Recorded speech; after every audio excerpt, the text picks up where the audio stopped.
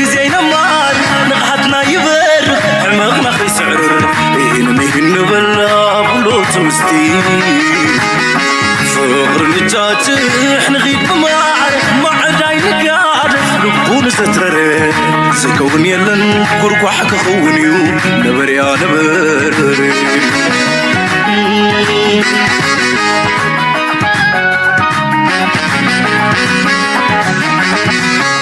روحنا معدوم نفلن مامي ورقو منفس سبنتا سقومي بسبب خريخو وين تعاشو تاريخ مالي نفتات الشو أنفتنا مأزن بحلوف كي تتبعتبنا حسابنا ترنع نبهال كحشنا متاقينا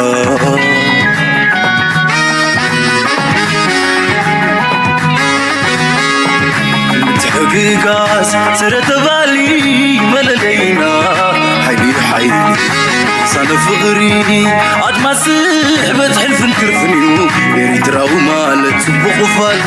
نمني بلبي لساني خبط حينا تفر وتغني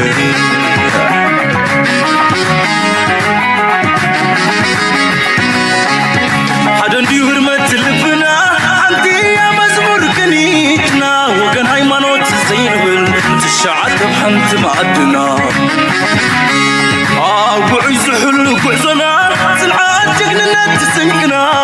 سلوم تتنحن كبرنا سرت كلاوي بحلنا بسم سماتي محلانا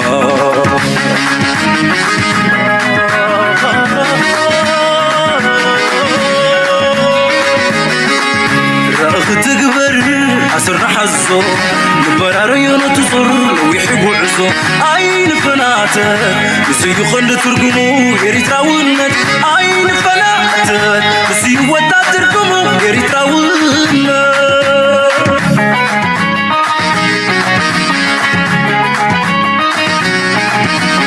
يريد راونك ما درحونك يريد راونك حبن جغنك عين قدادحن معراري نتراري نترار كم نعري بعالت اكوي لقو تسبري اريد راونت سعاري سعاري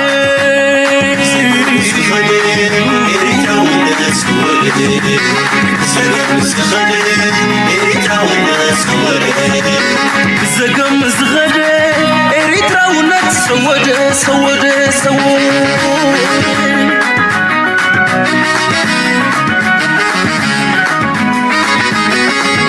راخ تقبر عسرنا حزو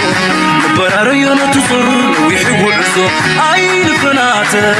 بسيو خند ترقمو يريد راونك عين فناتك بسيو ودا ترقمو يريد راونك سلام تخطاتلتنا إذا channel كما يتخونوا تبوك تكونوا ناي وترو تمنيتنا بحقنانيو لومون كم وترو أقد السزيناتات بزوبانا كمون نهجرنا نكبابينا زملكات بوليتيكاوي قطباوي دبلوماسياوي زمدناتاتن شركناتاتن كنا ريكمينا كنا من تايدما نتكات علنتنا يزوبانا ويونتي رقعتنا يزوبانا كتسألوا كم زخل كنرينا بيفوتالي بلويون أصبغوا أقداس مدرخ تبزحي كم زلو قرن أفريقيا كم قرن أفريقيا حدا كابتوم قلتف زخونا ناي سلالفا كمو ناي ألايانسس ناي شركناتات زحدسلون زهنسلون زولو كبابيو جو بوليتيكا بزقلت أفدفت أمال بوتان تلاب بعالمنا دما ولاون بتم عبيت باورس من تقونه قرن أفريقيا يسلزي نزي قريبنا هنرينا إيرترا بخمي تخدول لازو كناتاتي بخمي كتش الوايو بغتادي بتزاواري انتهي يصبينا له كل كنركن فتنينا ስለዚህ ላይክ ግበሩ ሼር ግበሩ ኮሜንት ግበሩ ጽሐፉ ደገፍኩም ሃቡ ልዑል አገዳስነት አሎ ዝበዝሕ መንእሰይ ነዚ ተተኸታቲልዎ ድማ ብዛዕባ ከባቢና ዝግበር ዘሎ ዓብ መረዳእታ ክህልዎ ይኽእል ሌትስ ስታርት ሂር መጀመርያ እንታይ ይካየድ ኣሎ መጀመርያ እዚ ንሪኦ ዘለና መቐፀልታ ናይቲ ኣብ ከባቢና ዝፍፀም ዘሎ ቅልጡፍ ዝኾነ ለውጢ ናይ ጂኦፖለቲካዊ ምንቅስቃሳት ክንብሎ ንኽእል ግብፂ ቅድሚ ዝተወሰነ መዓልታት ምስ ጅቡቲ ሓደ ኣገዳሲ ስምምዕ ምብፃሕ ናይ ፕረዚደንት ኣብደ ፈትሓ አልሲሲ ጥራይ ዘይኮነ ሓደ ኣገዳሲ ዲል ጌራ ኢትዮጵያ ክሳብ ሕጂ ብዛዕባ የእውዩን የግርዑን ኣብ ዘለውሉ ምስቲ ቅድሚኡ ምስ ኤርትራ ምስ ሶማልያን ዝገበረቶ ንዑ እውዮም ተዛሪቦም ከይፀገቡ ከለዉ ናይ ጅቡቲ ተወሲኾም ናይ ጅቡቲ እው እናበሉ ከለዉ ድማ መራሒ ናይ ሱዳን ድማ ኣብ ካይሮ ከይዱ ሓደ ኣገዳሲ ስምምዕ ገይሩ ከም ዘሎ እዩ ዝንገር ዘሎ ስለዚ ኣብይ ኣሕመድ ተኸቢቡሎ ወይ እውን ዲፕሎማቲካዊ ተነፅሎ ኣጋጢሞ ኣሎ ክበሃል ከሎ ምግናን ኣይኮነን ኢዝ ሊትራሊ ቃል ብቃሉ አይዞሌትድ ኮይኑ ከም ዘሎ ኣብቲ ዞባ ኢና ንርኢ ዘለና እዚ ሕጂ ንሪኦ ዘለና መዓዝ ዝነበረ ትፈልጡ ዶ መለስ ዜናዊ ብኣሜሪካ ብጭዋዳ ናይ ኣሜሪካ ብቁጠባ ናይ ኣሜሪካ ብዲፕሎማሲ ናይ ኣሜሪካ ብሽርክነት ናይ ኣሜሪካ ተደጊፉ ንኤርትራ ገይሩ ነፂልዎ ዝነበረ ኢና ክድገም ንሪኦ ዘለና ንኤርትራ ግን መን ሓጊዝዋ ራሽያ ሓጊዛታ ቻይና ሓጊዛታ ዋላ ጅን ዕፍሪት ሓጊዝዋ ኣይኮነትን እዚ ነገር ትብፃሕ ዘሎ ኤርትራ ኣብ ኖርማል ግዜ ነቲ ዘሎ ዕድላት ወላ እውን ዝቐለለ እንተዘይኮነ ኤርትራ ነቲ ከቢድ እውን ሰጊራ ኣብ ዓለም ደረጃ ተዋሲኣ ናታ ቦታ ከተውሕስ ዲፕሎማቲካሊ ድማ ቦታ ከተውሕስ ጥራይ ዘይኮነስ ነቲ ጎበየ ኢሉ ናይ 3,000 ሓይሊ ኣለኒ ናይ ሕብረት ኣፍሪቃ መደበር እየ ኣብ ዓለም ድማ ኣካል ናይ ብሪክስ እዮ ገለ እናበለ ዝጀሃር ሃገር ዲፕሎማቲካሊ ብርእሲ ስለትኸይድ ከመይ ጌራ ኣይዞሌት ጌራቶ ኣላ ኣቢ ስለዚ ኢትዮጵያ ኣብዚ እዋን እዚ ብመርሕነት ናይ ኣቢ እቲ ዝበለፀ ዕድል ናይ ኤርትራ እቲ ዝነበራ ናይ 20 ዓመት ፖለቲካዊ ተነፅሎ እገዳ እቲ ዝቐለለ ክፋል እዩ ፖለቲካዊ ተነፅሎ ድማ እቲ ዝኸፍአ ክፋል እዩ ምክንያቱ ምስ ኤርትራ ዝኾነ ይኹን መራሒ ከይርከብ ኤርትራ ዝኾነ ርክብ ንኸይትገብር ኣይዞሌት ክገብርዋ ብኡ ጌራ ድማ ካብ ታሪክ ክትሃስስ ብኡ ጌራ ድማ ሬጂም ቼንጅ ምስ ገበሩ ብዛዕባ ኤርትራ ዝሓትት ኣካል ከይህሉ ክደግመልኩም እየ ለሚጎ ሂር ኣብዚ ነዚያ ፅቡቅ ጌርና ናራኣናያ ንከይድ ስለዝኾና ኣብዚ ፅሑፍ እውን ብኩሉ መንገዲ ክንሪኦ ኢና እቲ ዕላማ ዝነበረ ምናልባት ኩሉ ሰብ እውን ክርድኦ ዘለዎ እቲ ዕላማ እንታይ ነይሩ እቲ ኣሜሪካ በቶም ዓበይቲ ፖለቲካዊ ኤሊት ናታ እቲ ዲፕ ስቴት ብድሕሪ መጋረጃ ዝገብሮ ዝነበረ ካብ 50 ጀሚሩ ኣሜሪካ ኣብ 4 ዝጀመረ እቲ ኤርትራ ክሳብ ክንደይ ኣገዳሲት ንኣሜሪካ ምዃና ሬኮግናይዝ ዝገበሩላ ዓብይ ወታደራዊ መደበር ፅገና ናይ ነፈርቲ ኣብ ጉራዕዲ ኣብ ካልእ መደበር ወታደራዊ ቤዝ ከምኡ ድማ ሬድዮ መርያን ዝበሃል ኣብ ኣሜሪካ ዓብ ቤዝ ኣብ ኣስመራ ዝነበሮም ዓብ ቤዝ ኣሜሪካ ነዛ ኤርትራ ትበሃል ኣብ ኩሉ መድረክ ኣገዳሲት እያ ንዓ ወሪራ ሒዛ ተተባሂሉ ግን ወራሪት ከይትበሃል ንኢትዮጵያ መጋበርያ ጌራ ንሃይለ ስላሴ ካብ ስደት ንዝተመልሰ ሃገሩ ድማ ኣብ ድሑር ደረጃ ምዕባለ ንዝነበረ ንሕና መጋበርያ ናትና ክትከውን ስለ ዝኾንካ ነዛ ኢትዮጵያ ነዛ ኤርትራ ትበሃል ኮንፌደሬሽን ክንህበካ ኢና ንሕና ግን ዝደለና ክንገብራ ኢና እቲ ሃገር ምስ በልዎ ድሌትኩም ግበርዎ ተረፋእኽለኒ ብምባል መጋበርያ ኮይኑ ንኤርትራ ኣብ ትሕቲ ፅላሉ ፀኒሑ ድማ ሙሉእ ብሙሉእ ነቲ ፌደሬሽን እውን ነቲ ብሕቡራት መንግስታት ዝተገበረ ፌደሬሽን እውን ኣልዩ ኣካል ናይ ጭቆና ናቶም ክገብራ ብሓይሊ ክጎብጣ ከም ዝመረፀ ዝዝከር እዩ ቃልሲ ናይ ህዝቢ ኤርትራ ድማ ናፅነት ኣምፅኡ ናፅነት ናይ ኤርትራ ወላ እውን ኣሜሪካ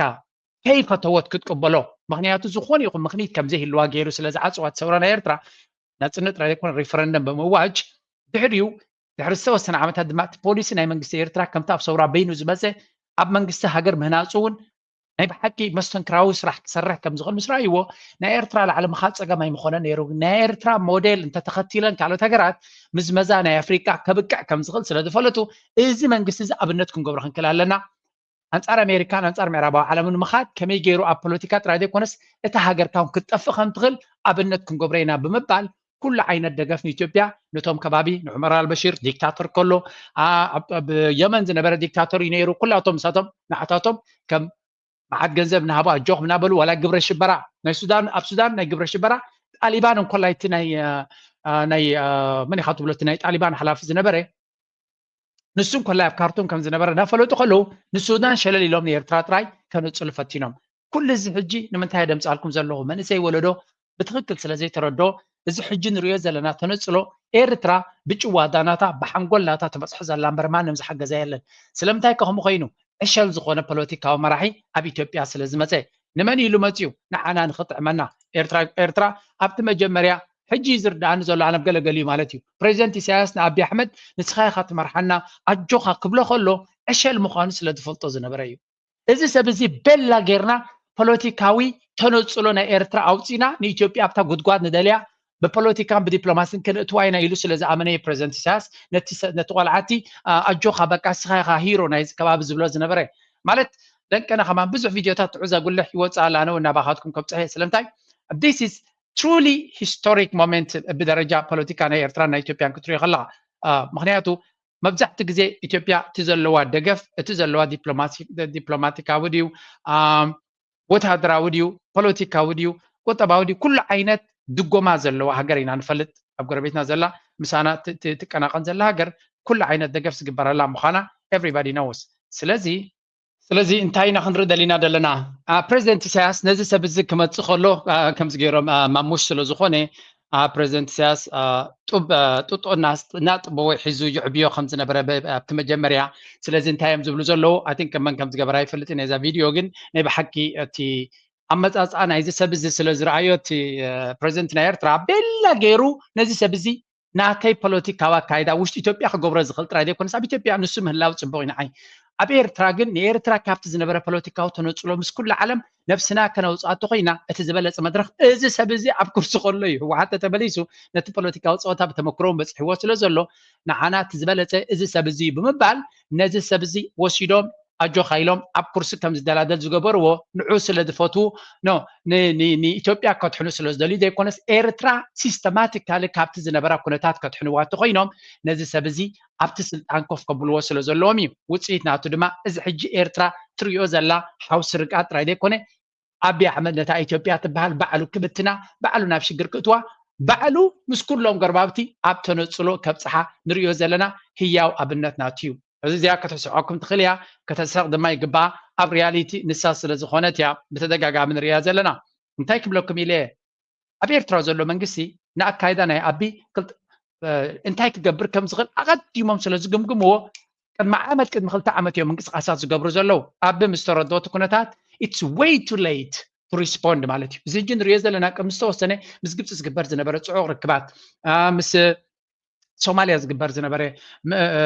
ምስ ስዑድያ ዝግበር ዝነበረ ምስ ራሽያ ዝግበር ዝነበረ ምስ ቻይና ዝግበር ዝነበረ ኣብቲ ዓብ ስእሊ መጀመርያ ከመይ ጌርካ ኤርትራ ፅቡቅ ስእሊ በቶም ንኣሜሪካ ክትእምና ይትኽእልኒ ኢኻ ተርዲኻኒ ንኣሜሪካ ንዑ ምሳና ስርሑ ኢልካዮም ክሰርሑካ ዝኽእሉ ይኮኑን ታሪካዊ ስትራቴጂካዊ ኣጠማምታ ናቶም ኣንፃር ረብሓ ናይ ኤርትራ ኣንፃር ህላወ ናይ ኤርትራ ስለ ዝኾነ ንኣሜሪካ ግን ብኸመይ ኢኻ ተስማዓ ደይኖ ንኣሜሪካ ከተስማዓቶ ኮይንካ ምስ ቻይና ዲል ክትገብር ኣለካ ምስ ቻይና ዝምድና ክትገብር ኣለካ ናይ ኣሜሪካ ቴንሽን ክትረክብ ተኮይንካ ወይ እውን ኣሜሪካ ብዛዕባኻ ዘለዋ ኣጠማምታ ክትቅይር ተኮይና ስዋይ ድማ ኤርትራ ምስ ቻይና ምስ ራሽያን ፅቡቅ ዝምድና ምስ ገበረት ረጂም ቼንጅ ዝብል ዝነበረ ኣልዮም ኣብቲ ናቶም ካንትሪ ስትራቴጂ እንታይ ገይሮም ምስ ኤርትራ ርክብ ክግበር ይኽእል ይክብሉ ጀሚሮም ቢኮዝ ኤርትራ ዓብ ድርዒ ሒዛ ንዓታቶም ካውንተር ክትገብር ትኽእል እያ ስለዚ በቲ ክገብርዎ ዝኽእሉ ወላ ሓንቲ ናይ ኤርትራ ክገብርዋ ስለዘይክሉ ፖሊሲ ናቶም ባይደን ኣብቲ ናይ መወዳእታ ስልጣኑ እናቀየረ ይመፅዩ እሱ ጥራይ ግን ኩሉ ኣይኮነን ዶናልድ ትራምፕ ኣብቲ ፖሊሲ ስለዘየለ ሕጂ ኣብ ዞባኻ ኢኻ ትፅርይ ኣብቲ ናይ ጆ ባይደን ዘረጃ ብደረጃ ዓለም ገይሮም ነቲ ዘድልዮም ገይሮም ሕጂ ድማ ኣብ ዞባና መፅኦም ዝግበር ዘሎ እዚ ሕጂ ዝግበር ዘሎ ኤርትራ ትደልዮ ነገር ምዃኑ በዚኻ ትፈልጥ ንኣብነት ኣልቡርሃን ምስ ግብፂ ርክብ ኣለዎ እዚ ሕጂ ዝግበር ዘሎ ዲፕሎማቲካዊ ርክብ ግን ንምንታይ እዩ ንኣብይ ኣሕመድ ኣብ ጭንቀት ንምእታው እዩ ምክንያቱ ግብፅን ሱዳንን ርክብ ከም ዘለዎን ፍሉይ ነገር ኣይኮነን ኢትስ ጀስት ኦብቪየስ ኩሉ ግዜ እዮም ዝራኸቡ ሚኒስተራት ናቶም ግን እዚ ርክብ እዚ ኤክስትራ ንኣቢ ኣብ ወጥር ንምእታው እቲ ተነፅሎ ናቱ ከክህድሉ ስለ ዝደለዮም ልዕሊ ኩሉ ግን ካልእ ትርጉም ኣለዎ ግብፂ ምስ ኣልቡርሃን ድማ ቀድማ ኣቢሉ ኣስመራ ከይዱ ምስ ኤርትራ ዓበ ምስጋና ንኤርትራ ቴንኪዩ ኤርትራ ክብል ከይዱ ነይሩ ስለዚ ግብፂ ኤርትራ ሱዳን ንሪኦም ኣለና እዚኦም ክልቲኦም ንኣቢ ብቐጥታ ክጠብስዎ ዝኽእሉ እዮም ኣብ ሓዊ ስለምንታይ በቲ ሓደ ህወሓት ዝበሃል ኣሎ በቲ ድማ ፋኖ ዝበሃል ኣሎ እዚ ክልቲኡ ተደምሮ there is one part missing ኣብዚ ጅቡቲ ዝበሃል now let's go to the ጅቡቲ ኣተሓይዘ ንኩሉ ክሪአኩም እየ መጀመርያ እዚ ርክብ ንሪኦ ዘለና ናይ ግብፂ ኣብዚ ባዕሎም ኢትዮጵያውያን ዘውፅዎ ርአዩ ሱዳንስ ኣልቡርሃን ከምኡ ድማ ኢጅፕት ሳልሲሲ ዲስካስ ፖስት ዎር ሪኮንስትራክሽን ዋተር ሴኪሪቲ ኢን ካይሮ ስለዚ ድሕሪ ኩናት ከመይ ጌርካ ሱዳን ክትህነፅ ትኽእል ካልኣይ ድማ ብዛዕባ ናይ ማይ ስለዚ እቲ ኒል ዝበሃል ንክልቲኦም ኮር ኢሹ ስለ ዝኾነ ብሓደ ይሰማምዑ ኣለዉ ሱዳንስ ሊደር ጀነራል Abdel-Fattah al-Burhan and Egyptian President Abdel Fattah al-Sisi held talks in Cairo on Monday, focusing on Sudan's post-war reconstruction and regional water security.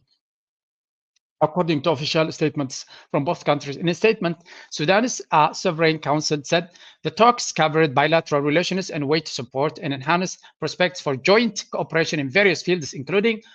the possibility of Egypt contributing to the efforts of reconstruction and rehabilitation of what was destroyed by the war in Sudan. The council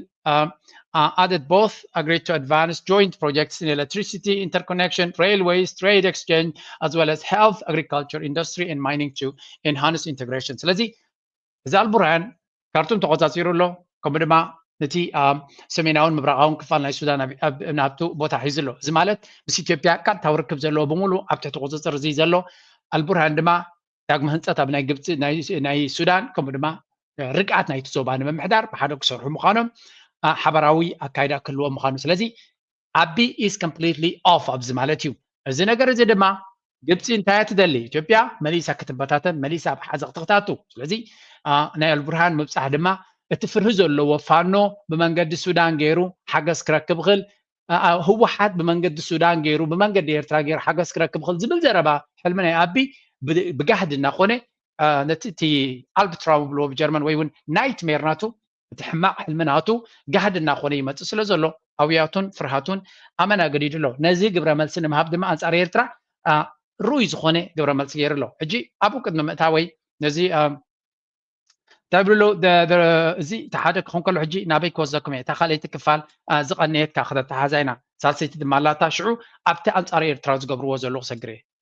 ከጠላቶቻችን ነጥቃለን ኢትዮጵያም የግብጽና የጅቡቲን ሚስጥራዊ ስምምነት ከሰማች በኋላ የመንግስት አቅጣጫም እየተጠበቀ ነው። ኤርትራ ኢትዮጵያ ላይ ጦርነት ልታስነሳ መሆኑንም ግብጾች አሳውቋል። የጅቡቲው ዲፕሎማት የግብጽና የጅቡቲን የኢትዮጵያን ጦር በሚመለከት በሚስጥር የተስማሙትን የደህንነት ስምምነትም በአደባባይ አፍርጠውታል። ግብጽ የጠረፍ ጥበቃውን እኔ ሸፍናለሁ ከማለቷም የጅቡቲም የመጨረሻው ፍላጎትናም ደባ ምን ይመስላል? የግብጹ መሪ አልሲሲ ለጅቡቲ ሹክ ብለዋል። ጅቡቲም ከግብጽ ከቀረበላት ጥያቄዎች መካከል ትልቁ ኢትዮጵያ በጅቡቲ ወደብ በኩል የጦር መሳሪያ እንዳታስገባ የሚጠይቅ ሲሆን ጅቡቲም ተስማምታለች ተብሏል። ኢንሳይድ አፍሪካ ያነጋገራቸው የጅቡቲ ዲፕሎማትና የሃይማኖት አባት ምን አረጋግጠዋል። ይፋ ካልሆኑት የግብጽና የጅቡቲ ስምምነት ሶንታይም ዝብሉ ዘሎ ብዙሕ ነገራት እንዲ ዝበሃል ዘሎ ጅቡቲ ወላውን ኤርትራን ኢትዮጵያን ኩናት ተገይረን ኣነ ከመይ ገይረ ኣብዛንሽተይ ዓደይ ብፍላይ እቲ ኩናት ብወገን ዓሰብ ክግበር እንድሕር ኮይኑ ኣነ ከመይ ገይረ ክድሕን ንኽእል ካብዚ ኩነታት ወታደራዊ ዓቕሚ ናይ መን ከጥሕና ንኽእል ብምባል ናይ ግብፂ ከም ዝመረፁ እዩ ዝንገር ዘሎ ስለምንታይ ንኢትዮጵያ ናይ $1 ቢልዮን ዲል ዘለዎም ነዚ ምርጫ ክመርፁ ኢሎም እዚ ንጂ ናይ ኢትዮጵያ ዘረባ ስለ ዝኾነ ስለምንታይ ናብ ኤርትራ ከፀጉዑ ስለ ዝደልዩ ዘለዉ ዝጥቀምሉ ናራቲቭ ስለ ዝኾነ ንሕና ከምቲ ንሶም ዝደልይዎ ዓይነት ዘይኮነ በቲ ትክክለኛ ስእልን ምስልን ኢና ንወስዶ ስለዚ እዚ ንሪኦ ዘለና ዝበሃል ዘሎ ዘረባ እንታይ እዩ we have to be very very careful ኣብዚ እቲ ንሶም ዝጥቀምሉ ዘለዉ ኣጀንዳ መዕለብናቱ ከይንኸውን ሕጂ ብክልተ መንገዲ ክንሪኦ ኢና እዚ ጅቡቲ ናብ ኢትዮጵያ ዝኣቱ ወታደራዊ ኣፅዋር ጠጠው ከተብሎ መዲባ ከም ዘላ ዝገልፅ ሓበሬታ ወፂኡ ኣሎ እዚ እንታይ ማለት እዩ ኮለጌና ሕጂና ንዛረብ ዘለና ጅቡቲ ኣግረሲቭ ዝኾነ ስጉምትታት ኣንፃር ኢትዮጵያ ትወስድ ኣላ ኣብ ስደተኛታት ኢትዮጵያውያን ኣብ ግብፂ ዝነበሩ ክሰጎም ክትርዞም መዲባ ከም ዘላ ዝንገር ዘሎ በተለይም በኢትዮጵያና ኤርትራ መካከል ግጭት ቢነሳ ለኢትዮጵያ የጦር መሳሪያ በጅቡቲ በኩል እንዳይገባ ተስማምተዋል። ሁለተኛው ይፋ ያልሆነው የግብጽና የጅቡቲ ስምምነት ከግብጽ ጫፍ ስዊዝ ካናል እስከ ጅቡቲ ወደብ ድረስ ያለውን የቀይ ባህር ጠረፍ የማስጠበቅ ኃላፊነት ለግብጽ የተሰጠ መሆኑ ነው። ኢትዮጵያም የባህር በር ብታገኝ የባህር ኃይል እንዳታቋቁም ከቀደሙት የቀይ ባህር ጠረፍ ሀገሮች ጋር በመስማማት ግብጽ አለቃንኝ ቦታውን አስከብራለሁ ብላም ከጅቡቲ ተስማምታለች። ጅቡቲ አስቀድማ ስትቃጠል ቆይታለች። ኢትዮጵያ እንታይና ንሰምዕ ዘለና ባዕሎም ዝብልዎ ዘለዉ ኢና ንዛረበኩም ዘለና እዚ ግብፂ ምስ ኤርትራ ከምኡ ድማ ምስ ኤርትራ ሱዳን ጅቡቲ ምስ ሰለስቲአን ከምኡ ምስ ሶማልያ እንታይ ተሰማሚዓ ኣላ ካብ ባቤል መንደብ ክሳብ ላዕሊ ስዊስ ከናል ዘሎ ፀጥታ ናይ ቀይሕ ባሕሪ ንምውሓስ ክትተሓባበር ምዃና ዓቕሚ ስለ ዘለዎ ሓይሊ ባሕሪ ስለ ዘለዋ ወታደራዊ ዓቕሚ ስለ ዘለዋ ንዑ ንምውሓስ ክትሰርሕ ከም ትኽእል ግብፂ ተውሕሶ ቀይሕ ባሕሪ ንኤርትራ ፀገም የብላን ኣብ ልዕሊ እቲ ናታ ዘለዋ ናይ ግብፂ ተተወሰኸ ፅቡቅ እዩ ምክንያቱ ዓበይቲ ሓይልታት እውን ይዕንድርሉ ስለ ዘለዉ ንጅቡቲ ንኤርትራን ዓብይ ተወሳኺ ቦናስ እዩ ተወሳኺ ቦናስ ኣለወን ማለት እዩ ኢትዮጵያ ድማ መርዲ እዚ ካልኣይ ኣብቲ ስምምዕ እንታይ እዮም ዝብሉ ዘለዉ ብኡ ከኣቱ ዝኽእል ብጅቡቲ ከኣቱ ዝኽእል ኣፅዋር ምስ ኤርትራ ክዋጋእ ተኮይና ኣብ ኣፅዋር ቤን ይክእትዎ ምናልባት ብላሙ ብኬንያ ክእትዎ ይኽእል ክውል ክትብል ትኽእል ኢኻ ሎጂስቲክስ ግን ከምቲ ናይ ጅቡቲ መንገዲ ባቡር ስሉጥነት ዘለዎ ከምኡ ይኮነን ስለዚ ጅቡቲ ነታ ኣፅዋር ከምዚኣቱ ክትገበር ትኽእል እያ ኣብይ ኣሕመድ ድማ ብትኽክል እታ ኩሉ ግዜ ከየጋጠመ ከሎ ዝእውየላ ዝነበረ ፀገም ብትኽክል ሕጂ መፂኣቶላ ናበይ ገፁ ክኸይድ እዩ ንዑ ዝምልከት እዩ እዚ ድማ ኤርትራ እዚ ፀላኢኻ ዝኾነ ይኹን ፈንጠርጠር ክብል ስለ ዝኽእል ንኣብነት እቲ ኣፅዋር ዝበሃል ዘሎ መን እዮም እቶም ኣፅዋር ዝብዎ ዘለዉ ብነፈርቲ እውን ክእቱ ይኽእል እንድዩ ብነፈርትን ክንዱ ዝኣክል ታንክታትን ገለን ክትእቱ ትኽእል ኒኻ ሓደ ካብቶም ፕሮሚነንት ፖለቲከኛታት ናይ ኣምሓራ ብርሃነ መስቀል ነጋ ዝበሃል እንታይ ይብላ ኣሎ The government of Turkey, United Arab Emirates and Iran have continued to supply weapons including drones to the Ethiopian regime for use in ongoing genocidal war on the Amhara people ስለዚ ኣብይ ኣሕመድ ኣፅዋር ካበይ ይረክብ ኣሎ ካበይ ይገዝእ ኣሎ ካብ ቱርኪ ዝበሃል ኦፍኮርስ ሓደ ሃይማኖት ዝበሃል ዘይብሉ ሰይጣናዊ መንግስቲ ኣብ ቱርኪ ዘሎ ንመን ቀትል ኣሎ ፅዋር ይግድሶኒ ገንዘብ ጥራይ ክፈሎ ስለዚ ቱርኪ ኢማራት ዝበሃል ረብሓ ዘለዎ ቀጣ ከምኡ ድማ ኢራን ዝበሃል ዝኾነ ይኹን ኣፅዋሩ ክገዝእ ዝኽእል ዶላር ክኸፍሎን ዝኽእል ዶላር ክወስድ ዝኽእል ሃገር ማለት እዩ ንኣብዪ ኣሕመድ ድሮናት ይኹን ኣፅዋር ይሸጥሉ ከም ዘለውን በዛ ኣፅዋር እዚ ድማ ብዙሕ ግዜ ብመራኸቢ ድመፅእ ብጅቡቲ ድማ እዩ ዝኣቱ ስለዚ እዚ ንሪኦ ዘለና ኩነታት እዚ ድማ እዚ ኣፅዋር እዚ ናበይ ይጥቀመሎም ዘለዎ እዮም ዝብል ዘለዉ ንኣምሓራ ንህዝቢ ኣምሓራ genocide ወይ ከዓ genocide ይፍፅም ከም ዘለውን ህልቂት ይፍፅም ከም ዘለውን over the past 2 years thousands of Amharan civilians including women and children have been killed in drone attacks ስለዚ በዚ ዝኣቱ ዘሎ ኣፅዋር ኣብ ኣምሓራ ብዙሕ ህዝቢ ተቐቲሉ ከም ዘሎ እዩ ዝንገር ዘሎ ቤንኬልድ ሕጂ እዚ ኩሉ ዝበሃል ዘሎ ክሲ ካብ ዜሮ ዝተበገሰ ኣይኮነን ሓንቲ ሶማሊላንድ ጅቡቲ ስለምንታያ ኣብ ኣይማል ይብሉ ኣብ ሓደ ግዜ ኣንጻርታ ቀንዲ ተርባሓ ዘላ ሃገር ኢትዮጵያ ትበሃል እሞ ከዓ ንኢትዮጵያ እቲ ዝለዓለ ታሪኻዊ ፀላኢ ንዝበሃል ዘሎ ግብፂ ክትእቱ መሪፃ ኢትዮጵያውያን እኮ ብጎረሮም እዮም ተሓኒቆም ዘሎ እንታይ ይብሉ ነይሮም እስኪ ኤርትራ ዝበሃል ሃገር እኮ ብሽርሕ ናይ ካልኦት ንግብፂ ከርብሕ ተባሂሉ ናፅነት ዝረኸበ ዶ ብላብላ ዶ እናበሉ ይዛረቡ ነይሮም እንታይ ዳ ጅቡቲ ከምኡ ጌራትኩም ሕጂ ናይ ጅቡቲ ድማ ብኣፎም ይሒዝዎም እንታይ ከም ዝብሉ እውን ጠፊእዎም ኣሎ ናበይ ገጾም ከም ዝኸዱ እውን ጠፊእዎም ኣሎ እቲ ዘረባ እቲ ናራቲቭ ናቶም ናብ ኤርትራ ጥራይ ዝገብርዎ ዝነበሩ ናይ ጅቡቲ ሓውሲ መርድእ ኮይኑ ይመፅዎም ዘሎ እዚ መርድእ እዚ እንታይ ዓይነት መፍትሒ ክረኽቡሉ እዮም ኣይ ዶንት ኖ ሓንቲ ግን ጅቡቲ እንታይ ክትገብር ወሲና ኣላ ካልአይቲ ኣንተ መጀመርያ ኣይቀፀልኳን ስደተኛታት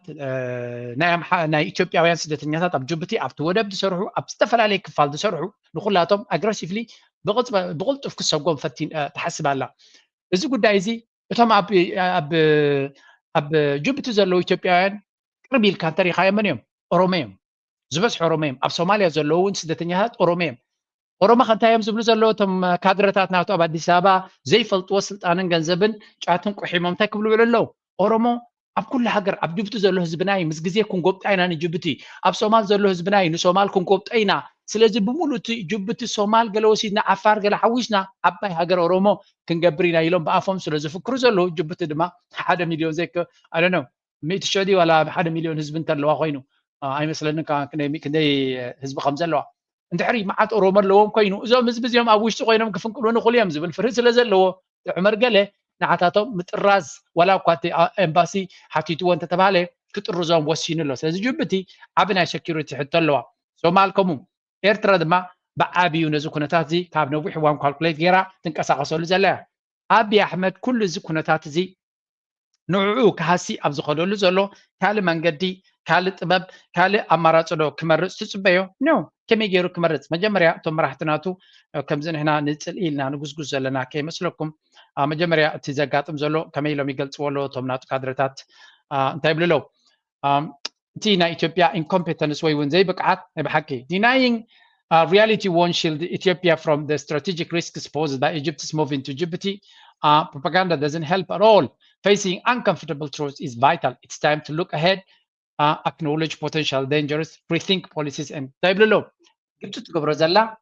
كاب سمعت وثيقة ويون كاب حسوت مفكر وثيقة هذا جنيا استراتيجيكاوي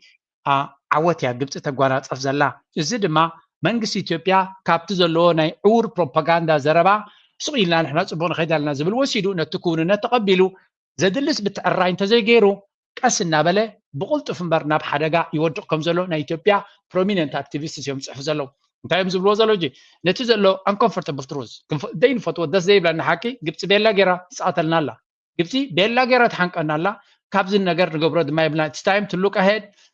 نزي تقبلك نتو زلو كنتاتن حدقا ان تقبلك نتزل لك policy تتكير كتكلا لك most important replace the foreign minister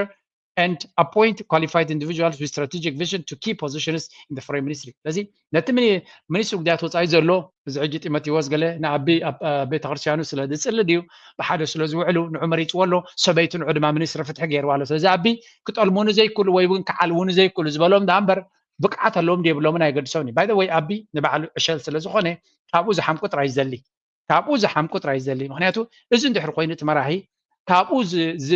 مبزحتو بوليتيكانيا نورمال بوليتيكانيا كاون لا البلحيو سزي كابو زبل حد معنا تاسلت انو من طلوا سلاز غلو لا يغبرالو نسو كابو زحامكو سبات رايز دلي كابو زحامكو ووسيدو دما غدا فولت زلوم بغل نغير كاسروم زخيل نعاتاتهم امسيو اب سلطان كوف كبلي دمر زلوم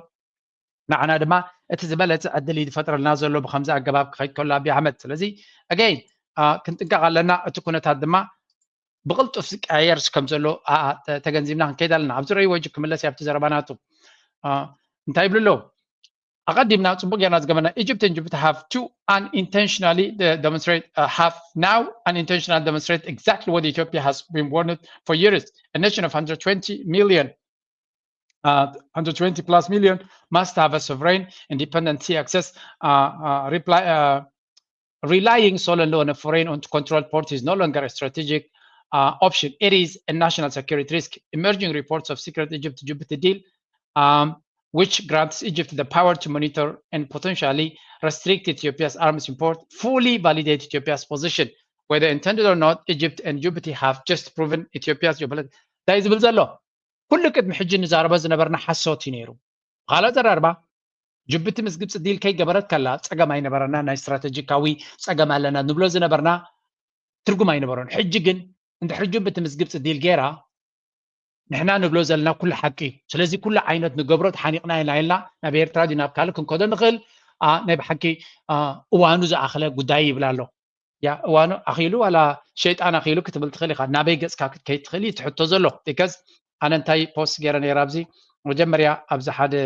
ከምኡ ዓይነት ኣንዳሪ ፖስት ዝገበራ ክንርኢቶም ሚኒስተራት ናቱ ሓደ ካብቶም ኣባላት ናይ ባይቶ ካብቶም ኦሮሞማ ኣንጻር ኤርትራ ብዙሕ ዝፅሕፍ እዩ ባሕሪ ከምዚ ብኤአይ ዝፅሓፍ ዘሎ ዓለም ለኻዊ ሕጊ ክፈልጥ ዝግብኦ እንታይ ኢሉ ፅሒፍ እስከ Ethiopia and the maritime. Ethiopia historically had secure maritime access through its control of the Red Sea coast. Ethiopia historically, I don't know, Ethiopia the Baltarik Natu Sumboger Zurdoma Masalangania, up Fantazu Kanabrule, Hafishazi Oromayu, Oroma Maledima, Baria Zanabarayu. Baria Ethiopia, Kisab Hamsatat Shen Chatamit and Hamsa. Ertra, Babur Kate Kalla, after Texan Italian English, Baburat Kate Kalla, Kalis Anakatruhala, Oromo, Baria in Romabzat.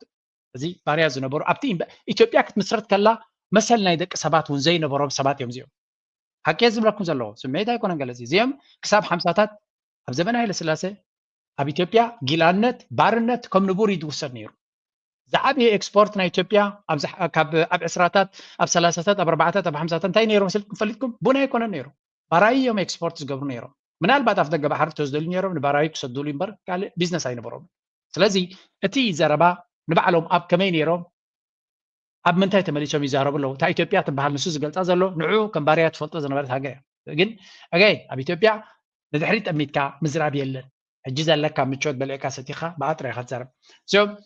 this was particularly significant during the Aksumite Empire መቅልተሻ ዓመት ዝነበረ ይዛረብ ዘሎ Aksumite Empire ሩዒ ምልከቶኒ ቀዳይ ነገር ክነግረኩም እሱ ኦሮሞ እዩ Aksumite Empire ኣይ ምልከቶኒ ነይሩ ኣብቲ ግዜ እቲ ነይሩ ዲይ ነበረ ናይ ፈልጥን ይኸማ እዚ ብዛዕባ Aksumite Kingdom ዝነበረ ክዛረብ ተቆይኑ ንሱ ከማን ራይት ይብሉ legitimate right ይብሉ ናብቲ ጉዳይ ክሌም ይብሉ ግን ንሳቶም ዘረቦም ኣይውዳእኒ so there was a major that was a major trading power connecting Africa, the Middle East and Asia. Europe's maritime access, Ethiopia's maritime access remained stable through the medieval period. I don't know, Bahari Zarab, I don't know. Ethiopia's maritime access starts to fluctuate in the late 19th century and early 20th century through the combination of colonial pressure and internal decisions. That apparently culminated in a total loss of a coastal line by 1993. In 1880s, Italy began encroaching on the Red Sea coast by establishing a colony of Eritrea. Okay. Although Ethiopia achieved massive victory at Adwa, it did not fully restore control over Eritrea. Restore.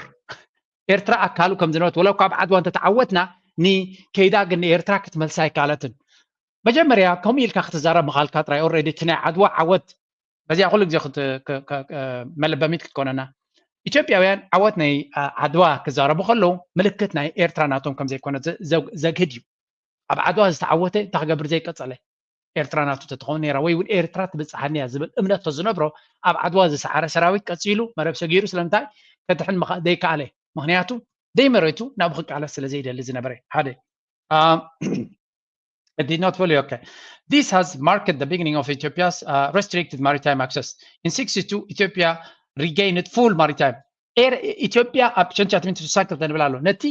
United Nations the OMA Federation بحيل بولنتو تحيسو نتاف دغ بحر سقصاصرلو كم عود غيري دغلص زلو again good زين عنا يرتراي ملبمي in 1962 Ethiopia regained full maritime access with the annexation. However, the same move sparked the Eritrean War of Independence 61 to 91 and granted Eritrea an independence and Ethiopia a landlocked status. The loss was completely non-voluntary for Ethiopia. Voluntary or non-voluntary, this is none of our business, none of your business. Eritrea ሉላዊ ሃገር ነዚ ስለ ዝረኣኹ ነዚታት ስለ ዝርዘሉ ቃነ እንታይ ገይረ መጀመርያ ነቶም ታሪክ ጌጋ ታሪክ ተማሂሮም ዝዓበዩ መዘከርታ ክኸውን ዝኽእል ኤርትራ መግዛእታዊ ኣካይዳ ብፍላይ ምስ ኣፍ ደገ ባሕሪ ዝተሓዝ መግዛእቲ ካብ 1557 ክሳብ 1872 ናይ ቱርክ መግዛእቲ ኣብቲ ገማገም ባሕሪ ዝያዳ ዘተኮረ እዩ ነይሩ ቀፂሉ ግብፂ ዝበሃል ካብ 72 ክሳብ 85 ድማ ግብፂ ኣገይን ቀንዲ ኣብቲ ኣፍ ደገ ባሕሪ ዝነበረ እዩ ጣልያን ካብ 1891 ክሳብ 1941 بريطانيا كاب 41 كسب 52 إثيوبيا زبال بتحدى إتي فدريشن كاب 52 كسب 52 كالاي دما إتي أوكيبيشن زبال كاب 52 كسب 91 أمود تدما إيرترا ناتسنتا كسب حج مالتيو بزي قبل كل لغون تاي صحيفة له هو Eritrea to Abiy facts over fantasies borders aren't built on emotion ኤርትራኒ ንኣቢ ትቦዳ ላምኽሪ ንኣቢ ዝብል ኩሉ ግዜ ኣነ ኢትዮጵያ ናይ ብልኒ because ንኣቢ singularly ንዑ ታርጌት ክንገብር ክንከል ኣለና ንሱ ይፀላይና ኣብዚ እዋን እዚ ስለዚ ጭብጢ ኣንጻር ስምዒታዊ ተሃዲድ ማለት እዩ ዶባት ናይ ኤርትራ እቲ ዝበለፀ ዝተነፀረ እዩ እዚ ከዓ ብስምዒት ዝተሃንፀ ዘይኮነ ኣብ ጭብጢ ዝተመርኮሰ እዩ ኤርትራ isn't laughing because it's pity it's laughing because the facts are clear ኤርትራ ነዚ ምጉት ናይ ኢትዮጵያ ክሰምዕ ከላ ስሓቅ تسحقسي ጭብጡ ዘይብሉ መናውራ ክገብሩ ስለ ንሪኦም ዘለና ኢና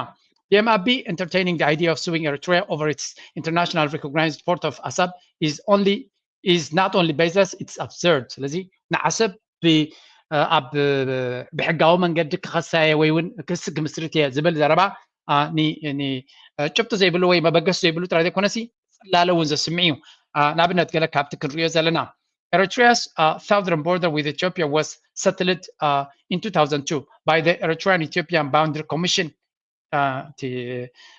final binding and backed by international law. ስለዚ ኢትዮጵያ ኣብ ሸንሻት እስራንክልተን ነቲ ዝነበረ ደቡባዊ ዶ ብምሉ ወላ እኳ ብባድመ ዝተበገሰ ተኾነ ንብምሉ ተዘራሪቦምሉ ኩሉ ዶኩመንታቶምን ጭብጦምን ኣቕሪቦም እንኮላይ ናይ ዓለም ደገፍ ከለዎም ኣብቲ ባይቶ ኤርትራ እቲ ዶብ ኤርትራን ኢትዮጵያን ሓንሳብ እናሓዋሩን ተፈጢሩ ተወዲዩ ትከይዝ ማለት እዩ ስለዚ ንዑ ክቕይር ዝኽእል ፍሉይ ጭብጢ እንታለካ ጥራዩ ካልኣይ ድማ ወላ እውን እንድሕሪ ዓቢ ፋንታዚ ተመርኮሰ እንድዩ ቅድሚኡ ዝነበረ ውዕላዊ ግዝኣታዊ ውዕላት ኣብኡ ተመርኪሱ እንዲ እቲ ውሳነ ተዋሂቡ እቲ ውሳነ ድማ ኣብይ ኣሕመድ ኣብ 2018 ተቐቢለ ብምባል ንዑ ዝካትዓሉ ምክንያት የብለይን ኢሉ ኖበል ፕራይስ ወሲዱ እዚ ኖቤል ፕራይስ ምውሳዱ ነቲ ዶባት ናይ ኤርትራ ነቲ ውዕል ኣልጀርያ ከምኡ ድማ ብይን ናይቲ ኮሚሽን ዶብ ኣብ ሄግ ዝወሰኑ ንዑ ተቐቢሉ እዩ ኖቤል ፕራይስ ወሲዱ ስለዚ ግን ክሳብ ክንዱ ድሕሪ ተመሊሱ ዝሓስብ ኣይመስለንን ቀፂላ Eritrea's borders with Sudan and Djibouti were drawn clearly under the colonial treaties with Britain and France ከምኡ ድማ ምስ ሱዳንን ምስ ጅቡትን ዘለና ዶብ ድማ ጣልያን ኤርትራ ገዛ ከሎ ምስ ብሪጣንያን ምስ ፈረንሳን ገይሩ ዝሓንፀሶ ንፁር ዝኾነ ዶብ እዩ ዘለና so Eritrea may be one of the only African nations with clearly defined and treaty-based borders thanks to agreements dating back to the Italian colonial era 19 ስለዚ ኤርትራ ሓንቲ ካብ ኣፍሪካ ዝነፀረ ዶብ ዘለዋ ምክንያቱ መዳውብታ ዝነበሩ ብግዴታ ዶብ ክሕንፅፁ ስለ ዝመረፁ ኣብቲ ግዜ መግዛእቲ ዝበለፀ ዝተነፀረ ካርታ ዶብ ዘለዋ ሃገር እያ ክትከውን ትኽእል እያ ኢለ የዛረብ ዘሎ ክትከውን ትኽእል ዘይኮነስ እያ ዝብል ዘለዎ if Abiy thinks a courtroom drama will overwrite history and treaties let him bring evidence not televised tantrums ስለዚ እንድሕር ናይ ብሓቂ ብሕጋዊ መንገዲ ክስዕር እየ ዝብል ተኮይኑ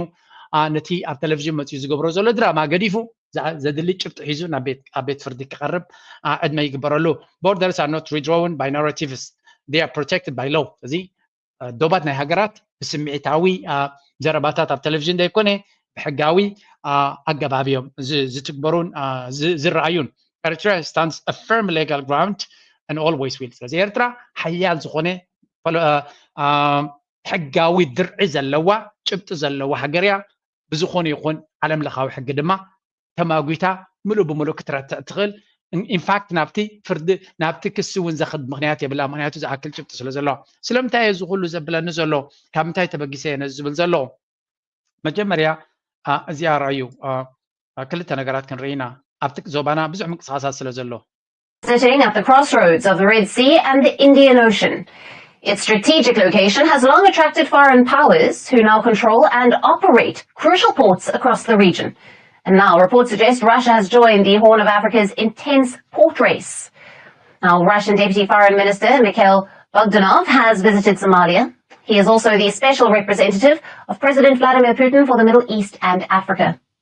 This marks the first official visit. ቭላድሚር ፑቲን ድማ ኣብቲ ዞባና ምዝንባዩ ይቕፅል ኣሎ ምክንያቱ ድሕሪ ናይ ሱርያ ስዕረት ናይ በሻር አልአሳድ ዘተኣማምን ኣብ ደገ ባሕሪ ስለ ዘይብሉ ብፍላይ ነቲ ናይ ኣፍሪቃ ሕልምታት ዘለዎ ንዑ ከተናግድ ዝኽእል ርጉእ ዝኾነ ወይ እውን ዘተኣማምን ኣብ ደገ ባሕሪ ኣይረኸበን ኣሎ ስለዚ ኣብ ምዝንባይ ከም ዝርከብ ኣብዚ ቀረባ ድማ ምስ ሶማልያ ርክብ ከም ዘካየደ ወላ ኣብ ሶማሊላንድ ፈተነታት የካይድ ተነበረ ኣብ ሱዳን እውን ከምኡ ኣብ ሶማልያ ድማ ሕጂ ቀጥታዊ ርክብ ከም ዝገበረ እዩ ዝንገር ዘሎ ኣብ ሶማልያ አብይ አሕመድ ኣብ ደገ ባሕሪ ዘሎ ከሎ ተቀዲሙ ከም ዘሎ ካንድረለ by a high-ranking Russian official to Somalia in years. He met with his Somali counterpart as well as President Hassan Sheikh Mahmoud,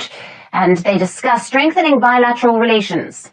He also extended an invitation from Putin to Somali president to attend the upcoming Russia-Arab League summit later this year. But was this visit always on the cards? Reports indicate that Russia initially planned to visit Somaliland, the breakaway region. ብሓፈሻ እንታይ ኢና ንርኢ ዘለና ሶማልያ መቸም እቲ ናይ ሶማልያ መራሒ ኣብ ድራማ ዘሎ ኣብዚ እዋን እዚ ብህዝቡ ብዙሕ ክሲ ዘሎ ምስ እስራኤል ርክብ ገይሩ ይበሃል ኣሎ ዳርጋ ነቲ ሃገር ኣብ ሓደጋ ውዲቕዋ ኣሎ እዮም ዝብሉ ዘለዉ ቭላድሚር ፑቲን ድሕሪ ናይ ሱዳን ፈተነ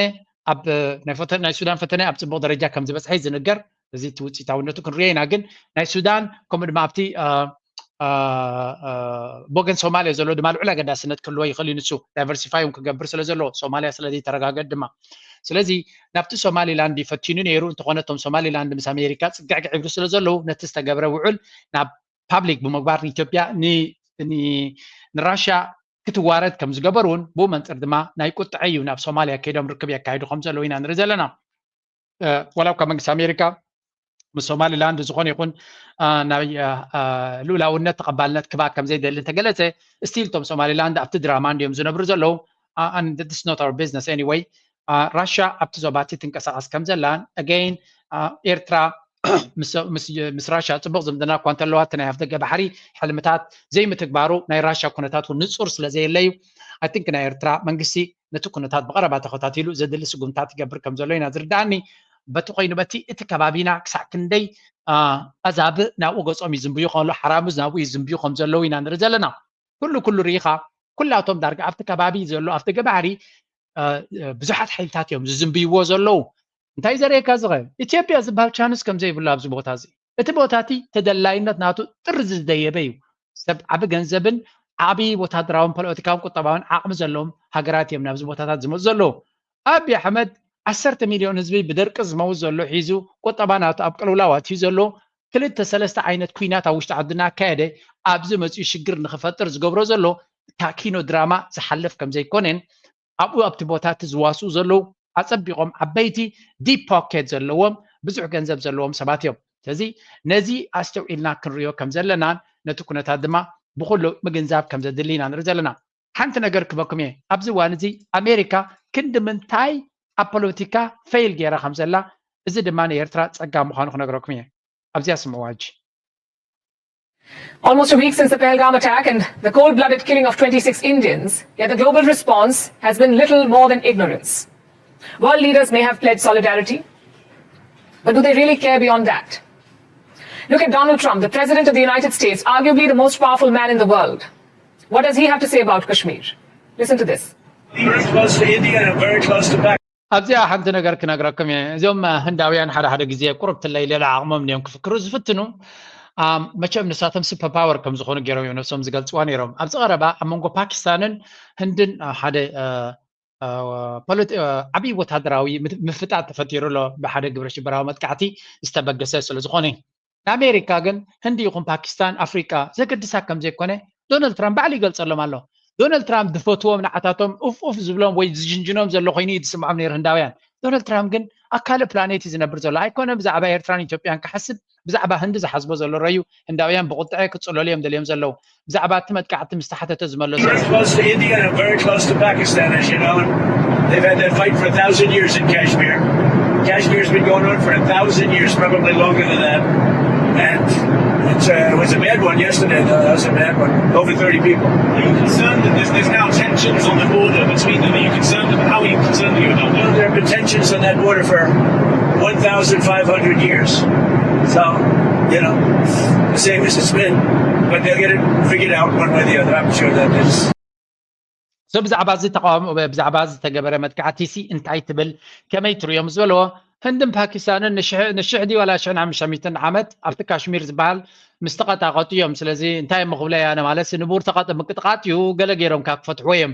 ማለት ግብረ ሽበራ ኢለ ደጎላ ኣብ ድራማታት ኣያቱን እየ ብምባል ናይ መወዳእታ ኣሽካዕላል ብዘለዎ መንገዲ ይምልሰሉ ማለት እዩ ህንዳውያን ኣሜሪካ ኣብ ጎኖም ኮይና ናይ ብሓቂ ግብረ ሽበራ ተፈፂሙ ነዚ ንኹንኖ ኢና ክንሕግዞም ኢና ክትብሎም እያ ዝፅበዩ ነይሮም boy ከመይ disappointed ኮይኖም ኣነኻ I am enjoying this ኣብ ኣሜሪካ ተጎርቢቱ ክኸይድ ዝፍትን ዝነበረ ህንዲ ኣገፁ ብርቱዕ ፅፍዒት ከም ዘጋጠመና ንርኢ ዘለና ስምዑ ሕጂ There's been tension on that border for 1,500 years, he said. India and Pakistan have been fighting for 1,500 years. That's what Donald Trump has said. 1,500 years. You can almost hear South Asian historians screaming into the void. Anyone with a high school education knows this. Pakistan did not exist before 1947. Kashmir became a flashpoint only after partition. And yet, Trump thinks he's discovered some ancient blood feud. The faux pas would have been funny if it did not symbolize something so stark, the unabashed ignorance and insensitivity of the West.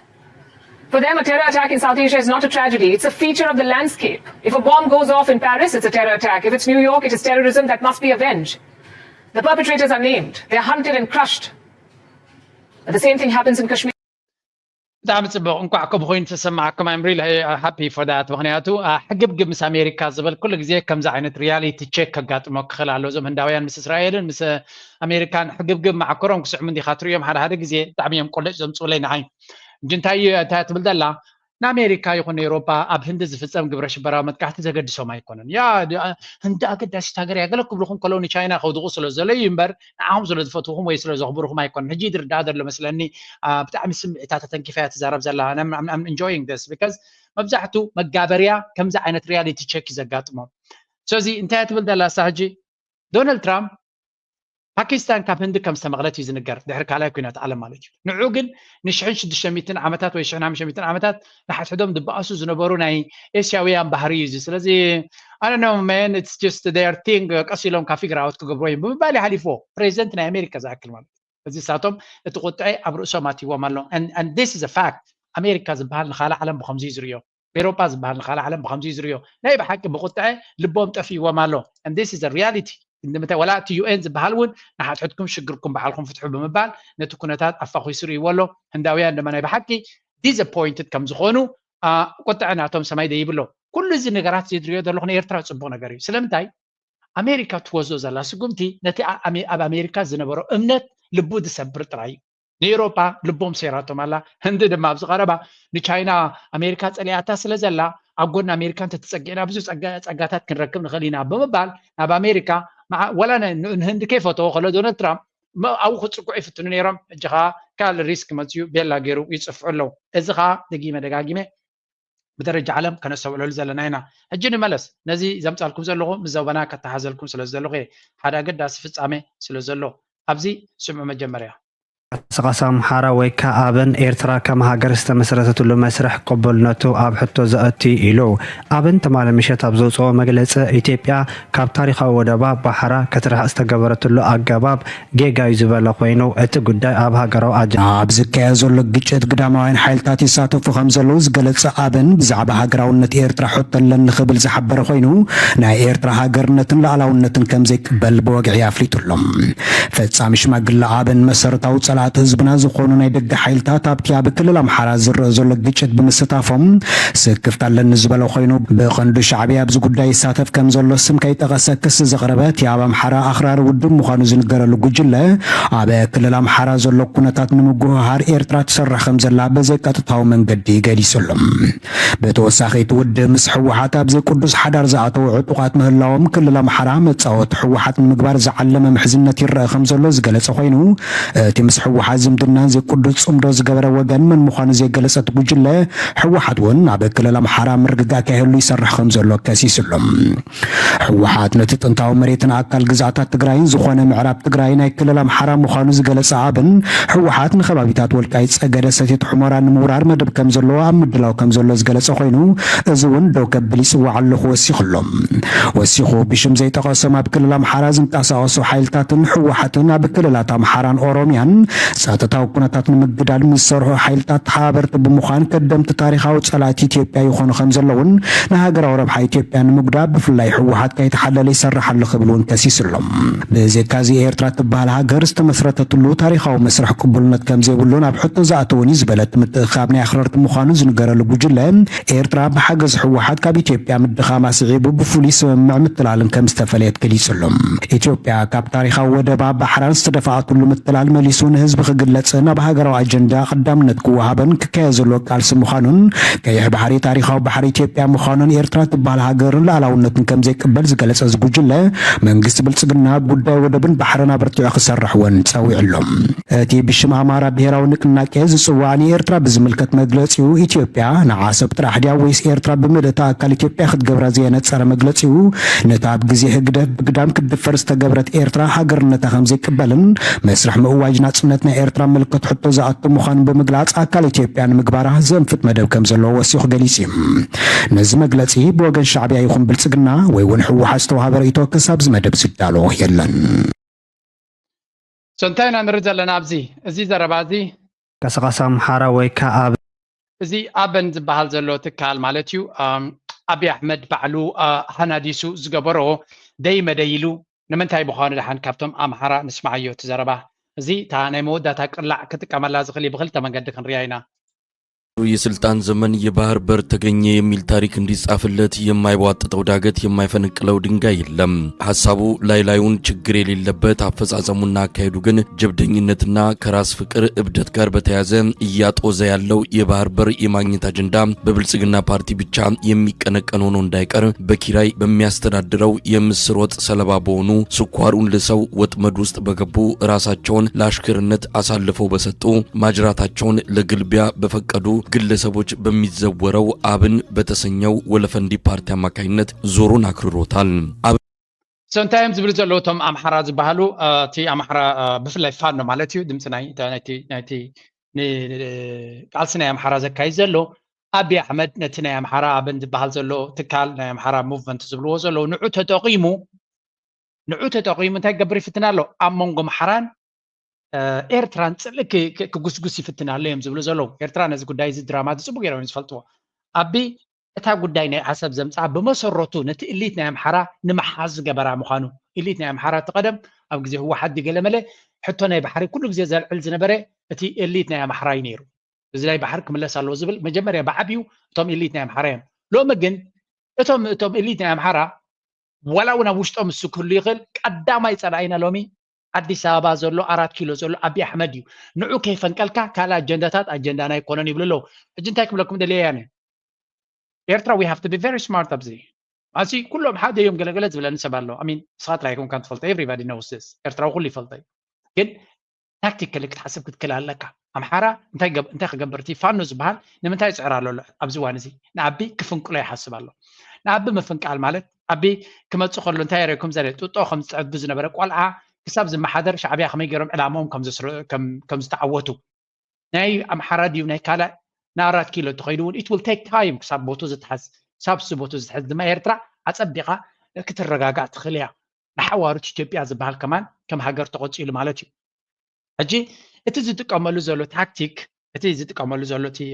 ፖለቲካዊ ኤሊት ናቱ ዝጥቀመሉ ዘሎ ብሰፊሑ ዝዝረብ ዘሎ እዚ እቲ ናይ ኣምሓራ ኩነታት ፈሊጦም መስሎ ዘለው ዝጥቀመሉ ዘሎ ኣቢ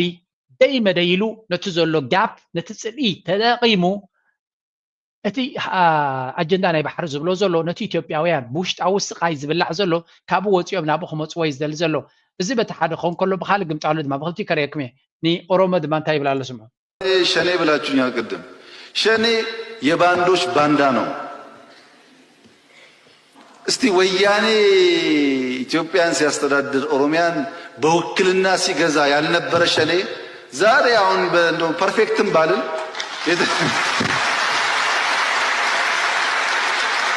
ስለ ኦሮሞና ኦሮሚያ ብለህ የምትሞትበት ጊዜ አይደለም። አሁን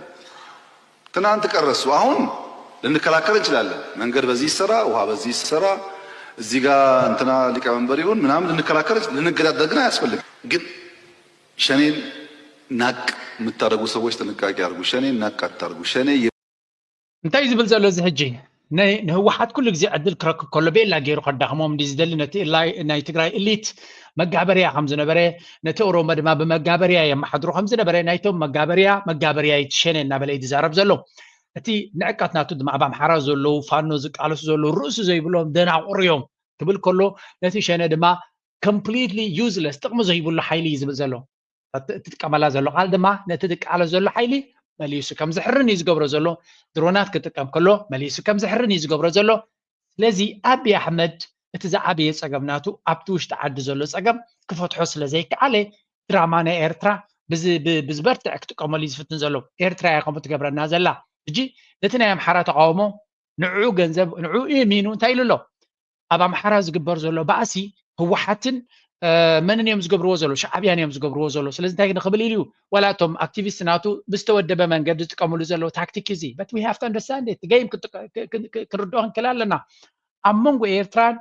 هو حاتن كجبر زغل زمدنا نمبتاخ كل عينات تجابوك فتن كم زغل هذا إيرتراو قل مالي سلون يروانو كخم عينات ملسايفتون إنديجن متن كعطا معك على لايو انتايلو تبي زبال هاجر أبزوان زي أفسون كف زلي زي كبتاتن زغل هاجري كبتاتن زغل هاجرنا نافلت خلقن انت كجبري فتنا له نيرترا كبتني إلو بزعبالو لاونت نيرترا كزارب Eritrean press believe barking could lead to catastrophic outcomes لازم أبي منبح ويمبال زعبا إيرترا لاونت إيرترا حس جبرو زلو نتهاجر عم بتان أبترا كل وغليو. It appears that the Prime Minister of Ethiopia Abiy Ahmed finds comfort in issuing continuous threats from the safety of his office rather than confronting the stark realities of the ground. أبو فيسو غينو أبتمشوت زلو air conditioned زخونة لوكسوس كم بليونير زنبرولو زلو بيتمنجسناتو غينو كل نجار كوميز مثلا زلو كادي سبا وتنتهي الكات رياليتي كوننات كمان كم زخونة جنسو بجريز فلت نعورس يعجن كل جزء أنصار إيرترا شجر كفتريز فتن زلو إيرترا دما بزع كاردتاتي زلو أبزوان زي أبو كينات هنا يدلياني هنياتو نأبك فنكل ولا يتمعت زدخون زعور سبا سلا زلو ولا تنام حراجي قبر ملس زبوا زنبرو سلام تايو إيرترا يتقطع إيرتراين حماك يسمعنا أبين تام حراج تقيمو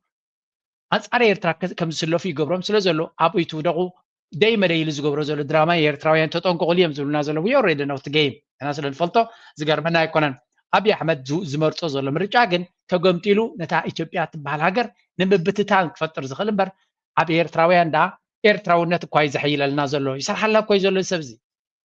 تدقاقامي نيرترا لولاونتا زدفر سقمتتات كوز خلو نعنا انتي قبرنا له كم هاجر لولاونتنا حدنتنا نخن حيل بزعبا لولاونتنا زيادة أتحسس بنا نخن نكح بزعبو نخن فلت بزعبو نتزمت زلو تزحلفة ولدو بزوحة بوليتيكا زي قدس نبري هاجراو نكحت بوليتيكاو نكحت نكهلوه يزي قبر زلو مانياتو نلولاونتنا سلا كتحس يزبل زلو بعالم درجات تقبلنت كم نركبي قبرنا له تقبلنت مالت نلولاونتنا دا كونسي عندارو مخانو إثيوبيا قبات مخانو إثيوبيا أنا عالم درجة بروفي قبر الله مالو لذي نلولاو مريتنا كال هاجر كوسي ديك بالكلو بحيلي قلم له تايز بالزلو من قبات خمس نبرات تاريخ عالم سبوق يري قال صار له كيز ناتنا دم زغلا ليس خون زلو أنا أتبع عالم درجة نيرترا كل جزء خص خطوة يمزف التنيرو كم أبز عينته بهم زخونة بوليتيكانيا كتركب كل هاجر قد عين نيرترا أبكر international community زغلا ليس خون لذي أتونس زمرتو زلو قداي نوعو بمسرتو قلطيفو كحس زغلن نوعو كم بركخ زغلن نوعو قاتل كم زغلن يوم زنغرو زلو but this guy بكل من قديو دراما دفتر دلو بفلاي نتي ኣብ መንጎ ህወሓትን ኤርትራን ዝፍጠር ዘሎ ካብ መጠን ንላዕሊ ኣሰንቢድዎን ኣፍሪህዎን ዘሎን እዮም ዝነግሩ ዘለዉ ነቲ ናይ ኣምሓራ ኣክቲቪስት ድማ ኣብ ንሓትሕዱ ክባልዓ ከም ዝኽእል እንተተኻኢሉ ወላ ንሓትሕዱ ክትሓራረድ እውን ፀገም የብሉን ናብኡ ገፁ ክደፍኦ እዩ ብዝተኻለወ መጠን ድማ ሂዝ ገነ ፑሽ ብኩሉ ወገን ክደፍእ ክፍትን እዩ ስለምንታይ እዚ ኣብ መንጎ ተጋሩ እዚ ናይ ትግራይ ብፍላይ ህወሓትን ናይ መንግስቲ ኤርትራ ክግበር ዝኽእል ዝምድና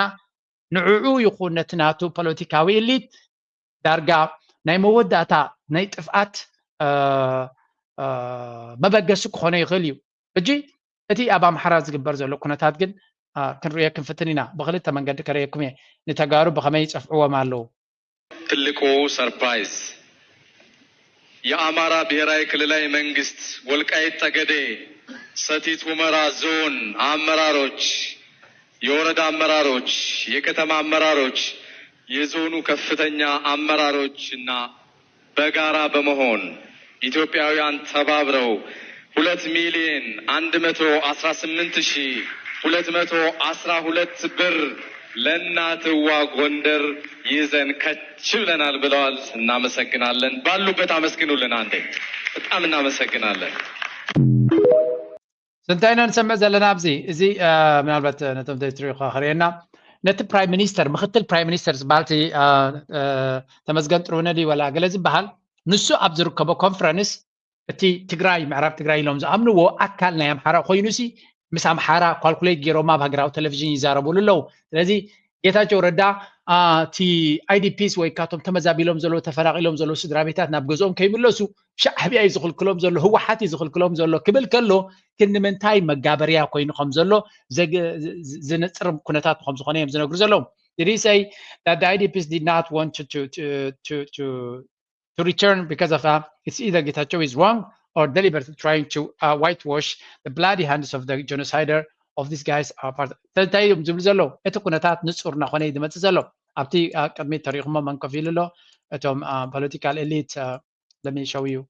ምክትል ፕራይም ሚኒስተር ዘሎ ዶ ኣምሓዳር ናይ ትክልል ኣምሓራ ስለዚ ብዛዕባ ሉላዊ መሬት ናይ ትግራይ ዝበሃል ኣብ ኣምሓራ እዩ እዚ ከዓ ኣብይ ኣሕመድ ደይ መደይ ኢሉ ዝፈጥሮ ዘሎ እዩ ሕጂ እንታይ ዝብል ዘሎ ህወሓት ወታደራዊ ምድላዋት ይገብር ኣሎ ስለምንታይ ነቲ ምዕራብ ትግራይ ዝበሃል ክወስዶ ይዳሎ ከም ዘሎ ህዝቢ ኣምሓራ ድማ ምሳይ ኮይንኩም ተቃለሱ ንኤርትራ መንግስቲ ከነውድቕ ንትግራይ ድማ ንክልትዮም ሕጂ እታ ናራቲቭ ኣበይ ወዲቓ ኣላ ኩሉ ግዜ ኣብያ ተወድቓ መወዳእታ ሻዕብያ ህወሓት ክልትዮም ብሓደ ኮይኖም ንኤርትራ ናፅነታ ዘውሓስሶም እዮም ክልትዮም ድማ ክፍረምሎም ካብ ትግራይ ከም ዝቐበፀ በዚኻ ትርኢ እቲ ትግራይ ዝበሃል እቲ ህወሓት ዝበሃል ክምለሶ ከም ዝቐበፀ እዛ ፖለቲካዊ ዘረባ ምስ ጀመረት ኣብያ ኢኻ ትተኣማመን ማለት እዩ ስለዚ ካብዚ ሕጂ ንድሓር ነቲ ትግራይ ክሃርም ስለ ዝኽእል ንዑ እንኮላይ ምስ ኤርትራ ኣልጊብካ ነቲ ናይ ኣምሓራ ነቲ ናይ ፋኖ ቃልሲ ገለገለ ህዝቢ ኣምሓራ ኣብ ጎኑ ንክስለፍ ናይ መወዳእታ ንኣምሓራ ክፍትና ዝኽእል ነጥቢ እዚኣ እያ ስለዚ ነቲ ሕመራን ገለመለ ዝበሃል ተጋሩ ምስ ሻዕብያ ኮይኖም ክሓርሙኹም ክፍትኑ እዮም ስለዚ ኣብ ጎነይ ኩኑ ኣነ ከትሕነኩም ክብሎም እዩ ንዓታቶም ተጠቂሙ ድማ ኣምሓራ ንኤርትራ ገፁ ወራር ንክገብር ነቲ ህወሓት ድማ ከጥፎ እዩ ነቲ ፋኖ እውን ከጥፎ እዩ ንኩሎም ከጥፎም እዩ ይፈልጥዎ እዮም ሰብ እውን እዚ ኣያሹ ይኮኑ እዚ እቲ ገይም ናይ ኣቢ is so dangerous ነቶም ናይ ሰሜን ህዝቢ ኣብ ንሓትሕዶም ነቶም ተጋሩ ብዙሕ ኡፍ ኢልዎም ኣይሰለጦን ኣሎ ጌታቸው ረዳ ንባዕሉ እናተነፀለ ይኸይድ ስለ ዘሎ እታ ገይም ከምታ ንሱ ዝደልያ ትኸደሉ የላን ስለዚ ኣብ መወዳእታ እታ ገይም ናቱ ነዚ ሕጂ ንሪኣ ዘለና ናብኣ ገፃ ክፀርብ ምዃና ፍሉጥ እዩ ነይሩ እቲ ናይ ሕወሓት ቤት ፅሕፈት ኣብ ደገ ዘለዎ ዳያስፖራ እውን ሓዊሱ ነቲ ዝተገበረ ፅምዶ ዲ ገለ ዝብል ቁፅሪ 2 ዝብል ቪድዮ ሼር ግበሩ ዝብል መምርሒ ወሪዱሎም ኣብ መንጎ ኤርትራን ትግራይን ዝተጀመረ ርክብ በልዎ እዮም ኢሎም ኣብ መንጎ ሻዕብያን ቤት ፅሕፈት ሕወሓትን ኣይኮነን ኢሎም ዝገርመኪ ኣብ ፅምዶ ዋዕሉስ ነዚ ናይ ኤርትራን ናይ ትግራይን ርክብ ኢልኩም ኣስፋሕፍሕዎ ዝተባሃለ ንዑ ዝፀርፉ ሰብቲ ፅምዶ ኣሎ እንታይ ክገብሩ ጀሚሮም ኣሎ መስለኩም ሓደ ነገር ንጹር ናኾነ ይመፅእ ኣሎ ኣብ መንጎ ናቕፋ ፕረስ ኣውፅይዎ ዝነበረ ዘረባዩ መራሕቲ ናይ ህወሓት ናብ ኤርትራ ኣትዮም ከም ዘለዉ ዝገልፅ ሓበሬታ ይወፅእ ኣሎ ክልተ ሰለስተ መንገዲ ወፅኡ ኣሎ I think እቲ ርክብ ኣብ መንጎ ህወሓትን ኣብ መንጎ ኤርትራን ዝግበር ዘሎ ሓደ ካብቲ እቲ ናይ ጌታ ኣብይ ኣሕመድ ፓርትነር ዝኾነ ህዝቢ ويون ناي تግራይ إليت كوينو مس أبي أحمد تسليف زلو ناي بحق يحممو خمس زلينا نرزلنا لذي برجيد الجنرال مقبي هايلي كمون ميجر جنرال يوهانس ولد يورجس مديد بحال كمون ببرجيد الجنرال هايلا سلاسة جرماي ودين بيتي ميجر جنرال معشو بياني زياتهم كالوتن هانت جوردكس لي بمحز أبس مرا أبا شاول زركب مع كلابة صفات جوجلة دكشو دخيلهم مالو زي حبريتازي نقفا بريس بزوج زي سورسس هاللويو كب كله معنا قد كم زلاتا حكري هاي حكن we can debate about this but زيازة ربازيا بخالو ونسمعنا لنا سلزي تناي تግራይ أجرجر سمعوه كابزس تبجسك كم زخونه ህዝቢ ትግራይን ህዝቢ ኤርትራን ሕዋትዮም ዝብልስ ብጣዕሚ ኣይምችወናን ስለዚ እዚኣውን ኣደረ ትሕዙልና ከምኡ ዝብሉ ሰባት እውን ደው ብሉን ነዛ ዘረባዝያ ዋላ ኤርትራን ፕሬስ እውን ኤርትራን should provide us ናይ ህወሓት መራሕቲ ኤርትራ ኣፍ ደገ ባሕሪ ክትቦም ከም ዘለዋ ከም እቲ ህወሓት ኣፍ ደገ ባሕሪ ክትቀሞም ብኤርትራ ሓቲቶም ከም ዘለዎ ዝገልጽ ሓበሬታ ውፅኡ ነይሩ all it would take is for Eritrea to grant sea access from the nearby port of Massawa to the Tigray rebels, empowering them to intensify their defense against the Prosperity PP party, a government in Addis Ababa, said a TPLF official communicating with EP. So let's see, had a TPLF halafi, Mr. Eritrean press comes to Zarabe, Ertra, after Gabahartra, Katavana Zaloa, Bugirna, Tadrawa Armitina, Nati Nabilzikana, حيلي نموجد زبل زربا كم زلوا زي رجال زلوا زي ما يمكن سير تحبرتها يكون أجن social media زور زلوا خمتنا توم سلوا زغنين. The official said this strategic move could significantly enhance the rebels' ability to receive supplies, reinforcements, and international support, thereby intensifying their efforts against the warmonger Abiy Ahmed's government. So again, واحد بمنقد إيرترا في دقة بحري كركب يدلو كم زلون موقعون بتا أكتيفيست ناتهم كم زحتوتو ذكريو أزيد ما تي نوت فتيرو زلو حجي أبزين تايك قبروا يمز فتنو زلو نملا سابتي قد محجز قبروا زنبور درامان حجين تمليسنا زقرمكي أمدو وعلوس لذي ناي إيرترا ناي تقراين ركب لكم أصحاب عوز تمهلا نعوز صرفو سفتو مدولو تايدي زولو ህዝቢ ትግራይን ህዝቢ ኤርትራን ሕዋትዮም ዝብልስ ብጣዕሚ ኣይምችወናን ስለዚ እዚኣውን ኣደረ ትሕዙልና ከምኡ ዝብሉ ሰባት እውን ደው ብሉን ስለዚ ሕዋትዮም ዝብል ኣየድሊን ኣብ መንጎ ህዝቢ ትግራይን ህዝቢ ኤርትራን ሕዋትዮም ዝብል ዘረባ ደው ብሉ ሎማ ኣነ ትናይቲ ኤምሽ ሌባ እንታይ ናበለቐኒ ናብ ሳተላይት ዘውፀን ጌታቸው ኣሰፋ ናብ ሳተላይት ዘውፀን ሚዳታት ኣለዋ ኢልወን መቸም ንንስየ ዘውፅወን ይኽብለና ይኽእል ተልዮም ስየ ዘውፅወን ተልዮም ዛራ ሚድያ ጁን 22 2022 ናብ ሳተላይት ወፂ ናይ ሰማዕታት መዓልቲ ሰማዕታት 15 ሰነ ኣብ ሳተላይት ወይልና ከምዛ ትማሊ ኣብቲ ኤምሽ ነይረ ቻውልና ተሰናቢትና ንፅባሒታ ግን ኣብ ዩቲዩብ ሓንቲ ለይታ ኣብ ዩቲዩብ ሓደርና ኣብ ዩቲዩብ سبب ولت لك كيد الكدفء تبينا استجيبنا وصلوا عفشا تي أمانغوت ناي تقرأ اللي جلو باسن أجرجرن نخن ردات رايلي سفيع زخونة بروباغندا أنت أرناي تبغيش زلو ولا نتسم دز بحالون بقول من قدي أنت أرو جدف زخونة كامبين يوم زقبر زلو سكبا زخان اسمع تي بناي قوان عينات نايل دم بعنا زبلو نبي جزء خير له دف زبحال زلو ما جن ኣብ ደገ ዘለዉ ኤርትራውያን ኣሕዋት ደለይቲ ለውጢ ተቓለስቲ ኣሕዋት ክትርድእዎ ዘለኩም ሓደ ዓብዪ ነገር ቀደም እውን ህወሓት ኣሚንካ ዝግበር ዝነበረ ቃል ስሕተት እዩ ነይሩ ምስ ህወሓት ኣይኮነን ክኾን ነይርዎ ትርክባት ብሒትዎ ስለ ዝነበረ ኣማራፂ ከህልወካን እምበር ሎሚ እውን ዝሓይሉ እዚ ሓቀኛ ባህሪኡ ኣቃሊዑ ኣሎ ፅምዶ ምስ መን ይገብር ከም ዘሎ ርኢና ኣለና ግን ናይ ህዝቢ ከም ዘይኮነ ክፍለጥ ይግባእ ህዝቢ ትግራይ በዚ ፅምዶዚ ተደናጊፁ እዩ ዘሎ ሕጂ እንታይ ክገብሩ እዮም ማለት ኣቐድማ ኣቢልና ገምጋም ክንቦም ነዚኦም ሚስተር ትራሽ እንዲ ዝእግዶም ዘሎ ስለዚ ደ ቶኪንግ ቱ ትራሽ እንታይ እዩ ዝብልዎ ዘሎ ቀደም ህወሓት ሞዴል ናይ ዲሞክራሲ ናይ ግሉፅነት እናበሉ ከቕንዑኻ እናበለ ገንዘብ ናይቲ መስኪን ህዝቢ ወሲዱ نتوم هو حاتيبهم هو حد ما هجي أتاس تراش كما وحفد ما أنا كوكلنا زي رحق بلنا يلومو نتوم كالوت بارتات بهالو هجي ما نسخاتكم مسانا يقوم ركب كتقبروا زلكم نعنا يقوم كتحجزوا زلكم بما بعد هجي ما ساتهم جو فاند مخقبروا لهم يوم نتنترفا جنزب دماء كيبهم كركبوا يوم it's a game man جندحان تجنزب نيرترا كبرست حسب دعلو تتف أون ترجم يبلون ولا أنت تتحزون زمت أصل زين بروك إلا عن حلفان غلجن يحزنوها أبي أحمد تقيمون خقعفهم زقوني يكون بوتا يبلومن أمين زيتي بوليتيكا ومراحي لو ما قمت أمس يوم مزلو مسحق وخوين زلا السوشيال ميديا سمعوا زي ميديا تكتاتلها أنت خوينو ميديا تكتاتلها أنا سادة سقمي ميديا زبهل أي أمور بوليتيكا وين كان ميديا يتكتاتلها ميديا كتاتلها كم زلوا يوسدوني مخنياتهم نشتي حكي بوزح بروباغندا تعبلها سلازي كم بوليتيكيا بميديا خمر حدلني الميديا خمر حيستلي ماشي تردي كلوتي قراربه الميديا لا تكون ترخا بتنقول ناريشن كمرحو سون كاب حزبتات على حدقه خمؤتاو وتيس أوركو تخبر قبل معتن سلام مخبار إنا خسرح نداليو حدا نقدر قلنا له شو بقى عليك يو نبي حاجة إذا تبزي كم زي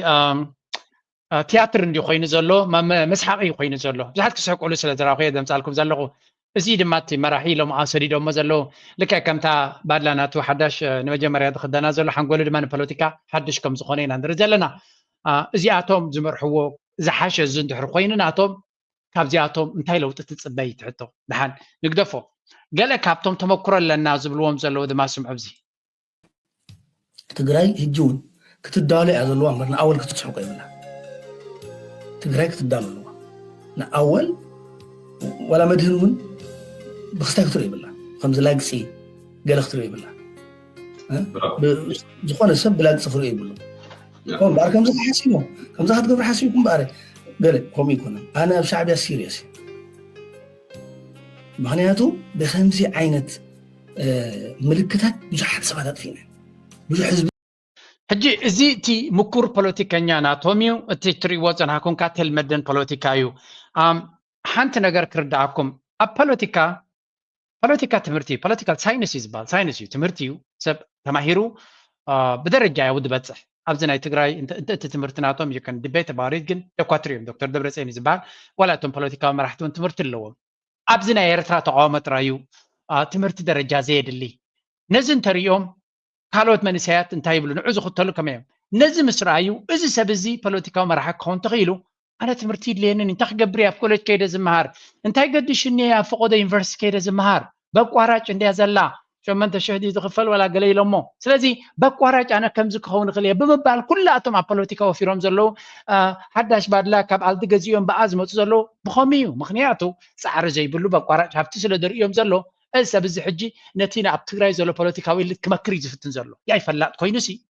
حانت فيديو اللاب كالك زي 5 لكم هذا سبسي التاليلو حانت سرح ترقيبوا أبي انترفيو مسكرة بجن كفدع ويون أب سرح مسمسجن نتي انترفيو واش كحليفك أبريل لايف مسمسأخا كتفدح كلا خاتبل أب يو إن قال أب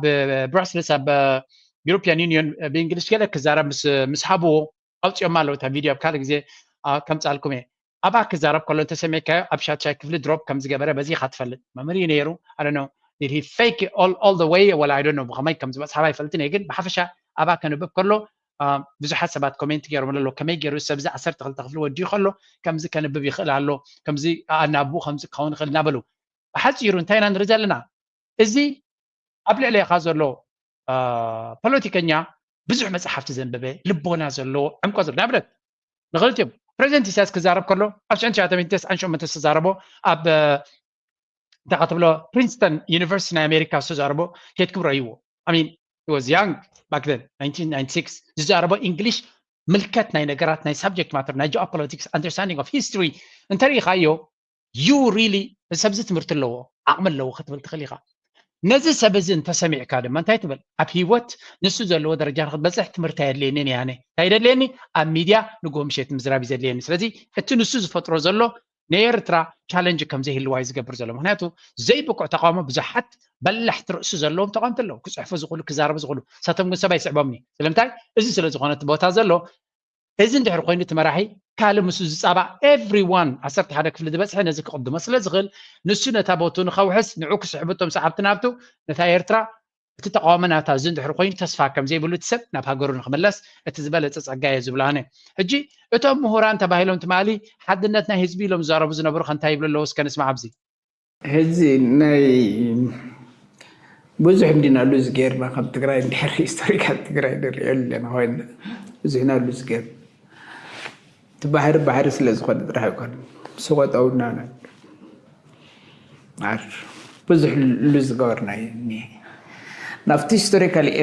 ኩነታት ምምላስ ድዩ ዝሓይሽ ዝብል ሓደ ናይቲ ፖለቲካል መሪሕነት እዩ እውን ሕዚ እውን ኣነ ዝብሎ ዘለኹ እቲ ክስታይ بخمي كي ريالايز كبرتهم حتوتاتنا واديدنا بخمي كنا ريالايز نقول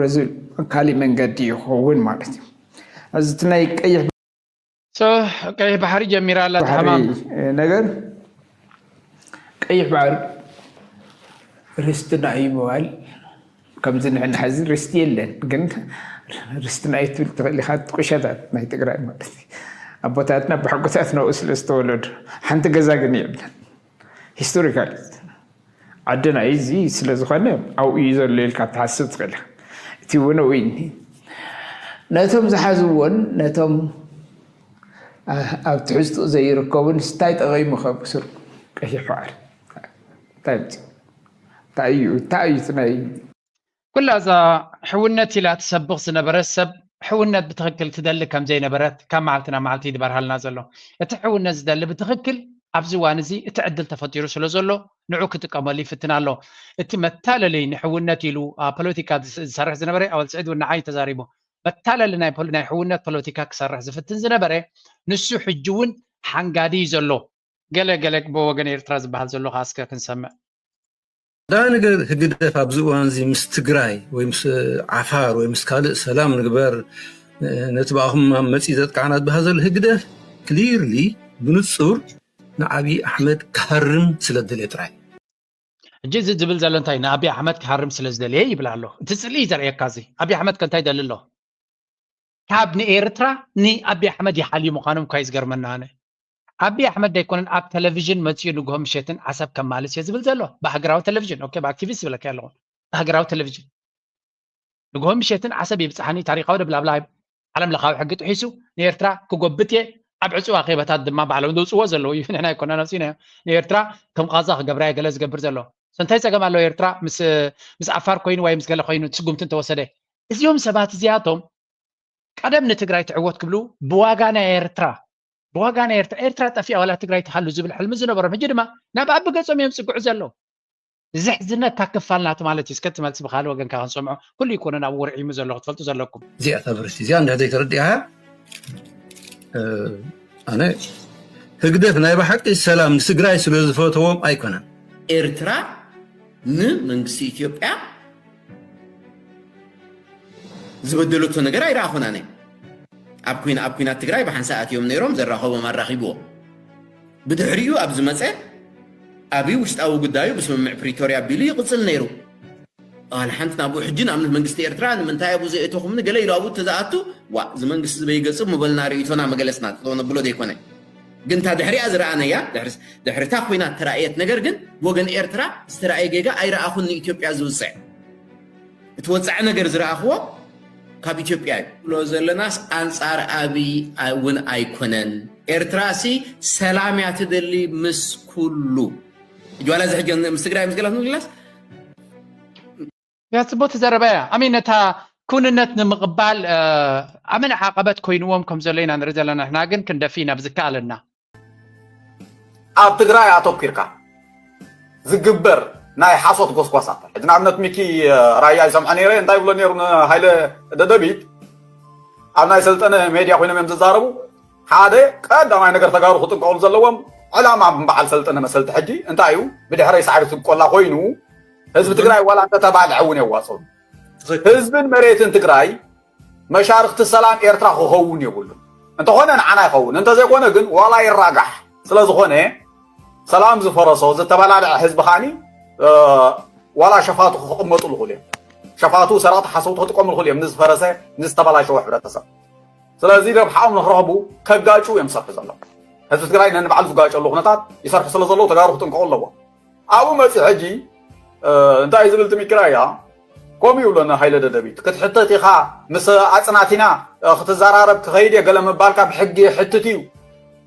ሃየ ኣባ ድመ ብዒሎሞ ሃየ ኣባ ድመ ብዒሎሞ ሰራዊት ፋስጋኡ ተባዒሉ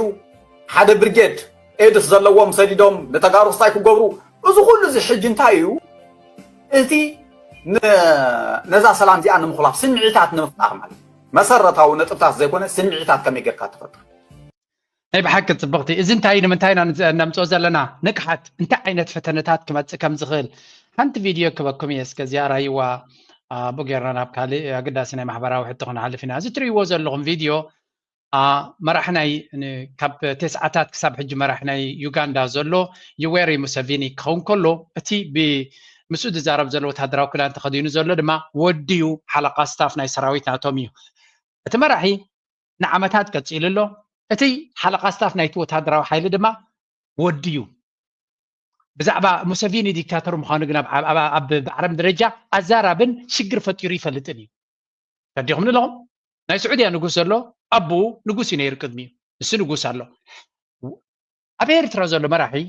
ዲክታተር እዩ ትብል ኣብ ኣፍሪካ ቀዳመይቲ ካብቶም ቀዳሞት ዲክታተር ትብል ቃል ነቲ ኣብ ኤርትራ ዘሎ መንግስቲ ጥራያ ክጥቀሙላ ዝደልዩ ኣብ ኡጋንዳ ዘሎ መራሒ ግን ኣይኮነን ንነፍሱ ብብልሽውና ኩሉ እቲ ስልጣናት ብቤተሰቡ ዝሓዘ እዩ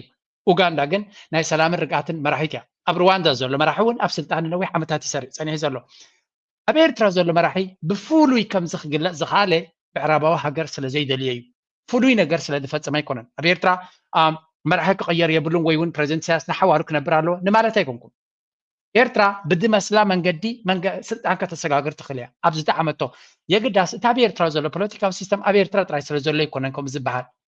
ኣጀንዳ ስለ ዘሎ እዩ እዚኣ ጥራይ ፈሊና ንክንሕዛ ኢለ ዘምፃልኩም ዘለኹ ሕብረተሰብና እቲ ሚድያ ናይ ዓለም ኣብ ክልተ ተመሳሰልቲ ነገራት ዳብል ስታንዳርድ ከም ዝጥቀም ክትነቅሕ ኣለካ ናይ መወዳእታ ቁርብ ከማን ልቦና ክትበና ትኽእል ግን ከተሰቐናኻ ትኽእል ኢለ ዘምፃኽዋ እያ ጃሲ ሰብኣይ ዘበይትን ክበኣሱ ከለዎ ስለምንታይን ኣዋልድሲ ኣብ ቆዮቓ ዝስዕራ ኢሎም ኣብ ቆዮቓስ ኩሉ ግዜና ንሕና ንስዕሮም ኣብ ባእሲ ተረዲእኩም ሕጂ ንምንታይ ኣብስኪ ሕጂ ንኣብነት ኣብዚ ንድሕር ተባኢስናሲ ኣነ ይስዕሮ ይዕብሉለዎ ገለ መለለ ውሕጥ ከብሎ ደሊ ይኸይድ ገዲፍኒ ዝኸይድ ስለምንታይ እስከ እቲ ባእሲ ቅድሚ ክልተ ሰሙን ኣነ ጀሚሮ እየ ቅድሚ ክልተ ሰሙን ኢና ንሕና ጀሚርና ዘለና ኦሬዲ እቲ ባእሲ ኣብ ሓንጎሎም ኣብ ሓንጎልና ቅድሚ ክልተ ሰሙን እየ ተባኢሰ ዘለኹ ኣነ ምስኡ ሓንቲ ነገር ሞ ይበለኒ ከምዚኣ ምስ በለ ከምዚኣ ምስ በለ እዚያ ግብረ መልሲ ኣብ ሓንጎልና ኦሬዲ ምስኡ ኣብ ከቢድ ውግእ ኢና ዘለና ቃላት ኢና ነዳሉ ዘለና ክልተ ሰሙን ሙሉ ኣብ ኩናት ኢና ዘለና ኣብ ሓንጎል ማለት እዩ እሶም ግን በቃ ሃንደበት ይድኾኖም ሽዑ በታ ሸዓ ዘበኣሰቶም ነገር እዮም ክዛረቡ ዝደልዩ ኦሬዲ ወላ ቅድሚ ክልተ ሰሙን እንድሕር በዲድኒ ኮይኑ ኣይዝክሮን እዩ ሽዑ ኣነ ግን ክልተ ሰሙን ስለ ጀመርኮ እቲ ኩናት ኣትሓነት ኣገዳሲ ምስጢር ኣምሊቋ ዘላ እቶም ቀፃሊ ትሰዓሩ ዝነበርኩምን ንሰዓር ዝነበርና ደቂ ተባዕትዮን ስለምንታይ ከም ንሰዓር ዝነበርና እቲ ምስጢር ተረዲእና ኣሎ ትሕቶ ናይ ተመክሮ እዩ ክልተ ሰሙን ስልጠና ወሲዱ ተዳልዩ ዝፀንሐ ከመይ ጌርካ ካስኻ እንደበት መፂኻ ኣብ ግጥም ክስዕሮ ስለዚ መስዓሪና ምክንያት ጥራይ ብምግላፃ ናትሓነት ክብርለኒ እቶም በዚ ጉዳይ እዚ ከይተረዳእኩም ስለምንታይ ሰዓር ኣለኹ ኢልኩም ድቃስ ለይቱ ጠፊኡኩም ዝነበረ መልሲ እንሃልኩም እስከ ነዛ ናይ ኣትሓነት ጌጋያ ትብላ ደቂ ኣንስትዮ ፀሓፋ ደቂ ተባዕትዮ በዚ ስለምንታይ ከም ትሰዓሩ ዝነበርኩም ዝተረዳእኩም ሎምኸ እስከ ፀሓፍ ናትኩም ርእቶውን ክሰምዕ ደልየ ናይ ሎማ ኣርእስቲ ኣብዚ ክውድየ ኣትሓነት ብዙሕ ኣገዳስነት ዘረባያ ተምልቕ እንድሕሪ ኩሉ ነገራት ሰሚዕካ እኳ ተሓቂ እቲ ኣገዳሲ ክትረኽቦ ከቢድ እንዲ ግን ከምዚ ቆሪፅኩም ትገብርዎ ዘለኹም ናይ ኣትሓነት ብዙሕ ልቦና ዘለዎ ነገራት እዩ ዘለዋ ፖለቲካ ይኹን ኣብ ማሕበራዊ ሂወት እዚኣ ድማ ፅብቕቲ እያ ንሰብ ኩሉ ነገር ደሚርካ ይትረኣዮ ፅቡቅ ነገር ክትሰምዕ ከለካ ክትጥቀመላ ኣለካ ኣነ ከመይ እየ ዝገብር ናይ ሎማ ኣርእስቲ ኣብዚ ክውድየ ላይክ ምግባር ሰፖርት ምግባር ኮሜንት መጽሐፍ ናብ ካልኦት ከም ዝበፅሕ ድማ ግበሩ እናበልኩ በዚያ ጥዕምቲ ደርፊ ክውድየ ታንክ ዩ